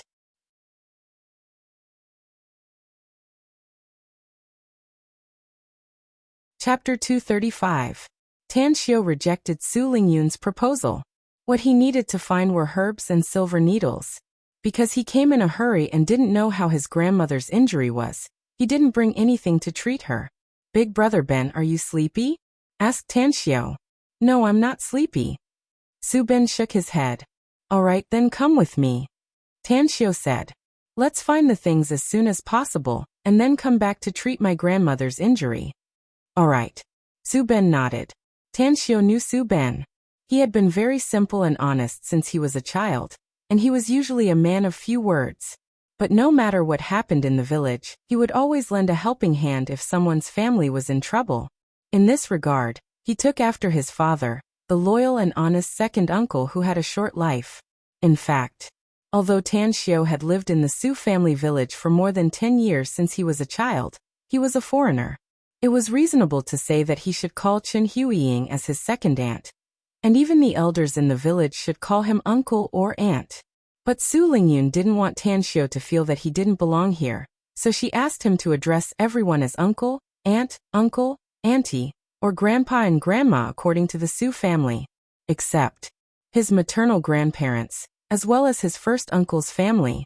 Tan Xiao took Su Ben back to the car and quickly drove out of the village. Because the Su family village was one of the mountain ranges in the Yuzhou Ridge to the north, and there was also a tens of meters wide river nearby, the land here was fertile. Su Ben saw that Tan Xiao didn't drive to the town nor the county town, but to the mountain in the north of the village. He immediately asked with confusion, "Tan Xiao, why are we going there? Do you still remember when you took us to the mountain to pick wild fruits when we were young?"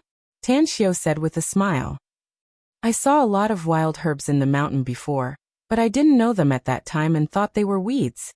Now that I've learned some medical skills, I need medicinal herbs to treat my grandmother's injury. So let's go to the mountains and get some medicinal herbs." Su Ben suddenly understood as he raised his thumb and said, "You're really amazing, Tan Xiao. You've been studying in Star City for 6 years, right?" Not only did he drive a Land Rover on his way back, but he also learned medical skills. "If I had known earlier, I would have gone with you to Star City." Tan Xiao smiled faintly and did not speak again. He didn't learn all his skills in Star City. If it wasn't for that car accident, if it wasn't for that huge fortuitous encounter, he might still be an ignorant student, studying step by step every day, taking exams, and waiting for his college entrance test scores. Fate. Sometimes it was really magical. After Tan Xiao became a paragon of the immortal world, he no longer believed in fate. He believed that he could control fate and the heavenly Tao. However, fate and the heavenly Tao held supreme power for ordinary people. A pitch-black night. Tan Xiao felt the cool breeze of the late summer night. The hostility in his heart was washed away by a lot. He would investigate the matter of his grandmother being beaten to the end. Regardless of the other party's background, hurting the people he cared about was unforgivable. "Stop the car. Let's go up the mountain." At the foot of the mountain, Tan Xiao turned off the engine and calmly spoke after getting out of the car. "Tan Xiao, aren't you afraid that someone will steal the car?" Su Ben hesitated. Tan Xiao said with a faint smile, "It's the middle of the night. Who would run to the back mountain for no reason? Besides, if someone has the ability, they can steal it. All right, finding the medicinal herbs is more important. You don't need to think about other things." Su Ben nodded. It was, after all, Tan Xiao's car, and Tan Xiao had the final say on it. At present, he was very curious about Tan Xiao. He was curious about where he got the money to buy such a luxurious car, and also curious about his medical skills. Tan Xiao and Su Ben walked on the winding and rugged mountain path. As if they were walking on flat ground, they quickly shuttled through the mountain forest. In just 20 minutes, the two of them had climbed halfway up the mountain. "Tan Xiao, let's be careful. You know the situation in this mountain forest. There are a lot of wild beasts even at night. In case we run into a pack of wolves and bears, it'll be troublesome." Su Ben was simple and honest, but he was also a meticulous and cautious person. "Don't worry." Tan Xiao nodded casually. If it was before, he might be more cautious than Su Ben. But now he was no longer an ignorant person. He could easily deal with ordinary wild beasts with just a few punches and kicks. Tan Xiao, I know you've been smart since you were a child. But now it's different from the past. A very powerful leopard appeared in this mountain a few days ago. Gen Z's father wanted to go up the mountain to hunt some game, but he died inside. At that time, the villagers organized dozens of people to go up the mountain to look for him, but they only found his clothes and bones. Moreover, we ran into a leopard that was as big as a bull. If I hadn't brought a gun with me at that time, I'm afraid some of us would have died. A leopard as big as a bull? Tan Xiao was surprised. Are you kidding me? If there's really such a big leopard, isn't it a spirit?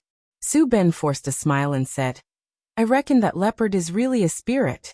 Its speed is faster than the tiger we saw when we were young, and it's at least twice as fast. Also, after we left the mountain, Gen Z and I sneaked back to this mountain, and saw with our own eyes that the leopard easily killed a few wild wolves. You must know that there were more than a dozen wild wolves besieging it at that time. Tan Xiao's eyes lit up.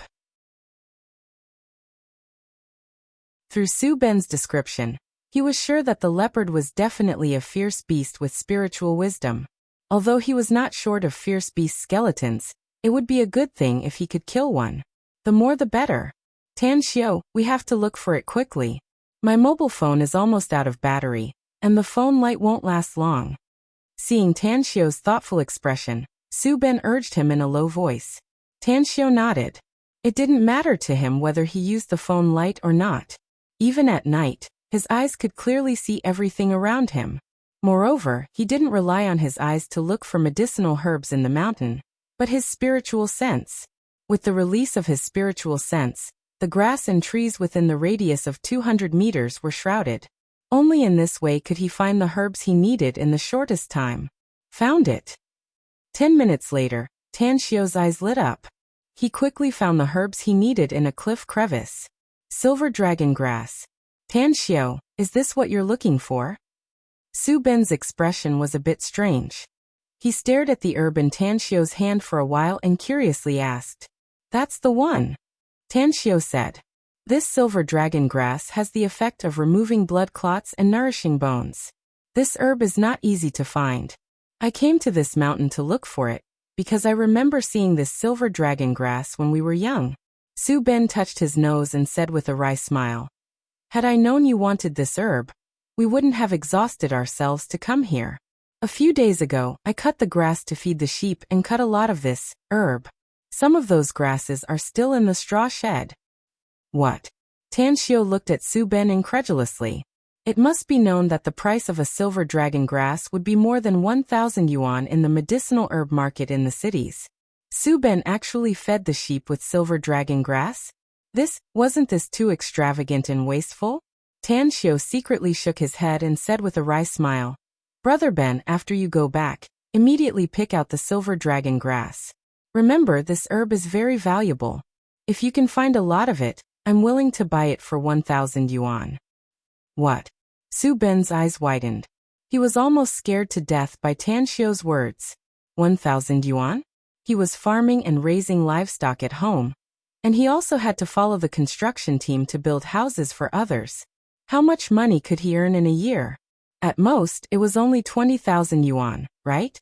This silver dragon grass was worth 1,000 yuan, so the 23 silver dragon grass were worth a year's worth of his hard work. Tan Xiao, you're not joking with me, are you? Su Ben asked with a serious face. Tan Xiao said, I'm absolutely not joking with you. If you can find the silver dragon grass, I'm really willing to buy it for 1,000 yuan. However, there are wild beasts in this mountain. Don't easily come to the mountain just to find the silver dragon grass to sell. Su Ben said, Don't worry. I know what I'm doing. So after I go back, I'll go home and see how many silver dragon grasses are left. All right. Tan Xiao nodded. Subsequently, the two of them didn't stay in the mountain. Although they didn't encounter that fierce beast, Tan Xiao felt a bit regretful. But his grandmother's injury was more important, and he couldn't stay here for too long. After smoothly returning to the parking place, Tan Xiao drove back to the Su family village, while Su Ben got off at his door. Because Su Ben told Tan Xiao that there were silver needles in the village head's house, Tan Xiao didn't need to go elsewhere to find them. Xiao, Have you found what you're looking for? Seeing Tan Xiao coming back, Su Lingyun asked with a concerned face. I've found it, said Tan Xiao. Wait for Big Brother Ben to come, then I'll be able to treat my grandmother's injury. Although Chen Huiying was very sleepy, she didn't go home to sleep. She was worried about Zhang Shi's injury, and her son had left with Tan Xiao, so she had been waiting here. Upon hearing Tan Xiao's words, she curiously asked, Didn't Ben leave with you? Where did he go? He went to the village head's house, said Tan Xiao. He said that there are silver needles in the village head's house. Chen Huiying nodded and said, Yes, the village head used to be a barefoot doctor. If he hadn't had an accident more than a decade ago and killed someone, I'm afraid he would still be a doctor in our village now. Zhang Shi was awake at the moment, and she had just talked a lot with her daughter. Seeing that Tan Xiao had come back, she waved her hand and called Tan Xiao over. Then she said, Xiao, Grandma is very useless, isn't she? She just lightly hit me twice, and my leg was broken. Tan Xiao shook his head and said, Grandma, you're old, but in my heart, you're the most capable person. When I was a child, I liked to eat the osmanthus cake you made for me the most. Although Zhang Shi endured the pain, she still smiled and said, When Grandma's leg is better, I'll make osmanthus cake for you. Tan Xiao smiled and said, Thank you, Grandma.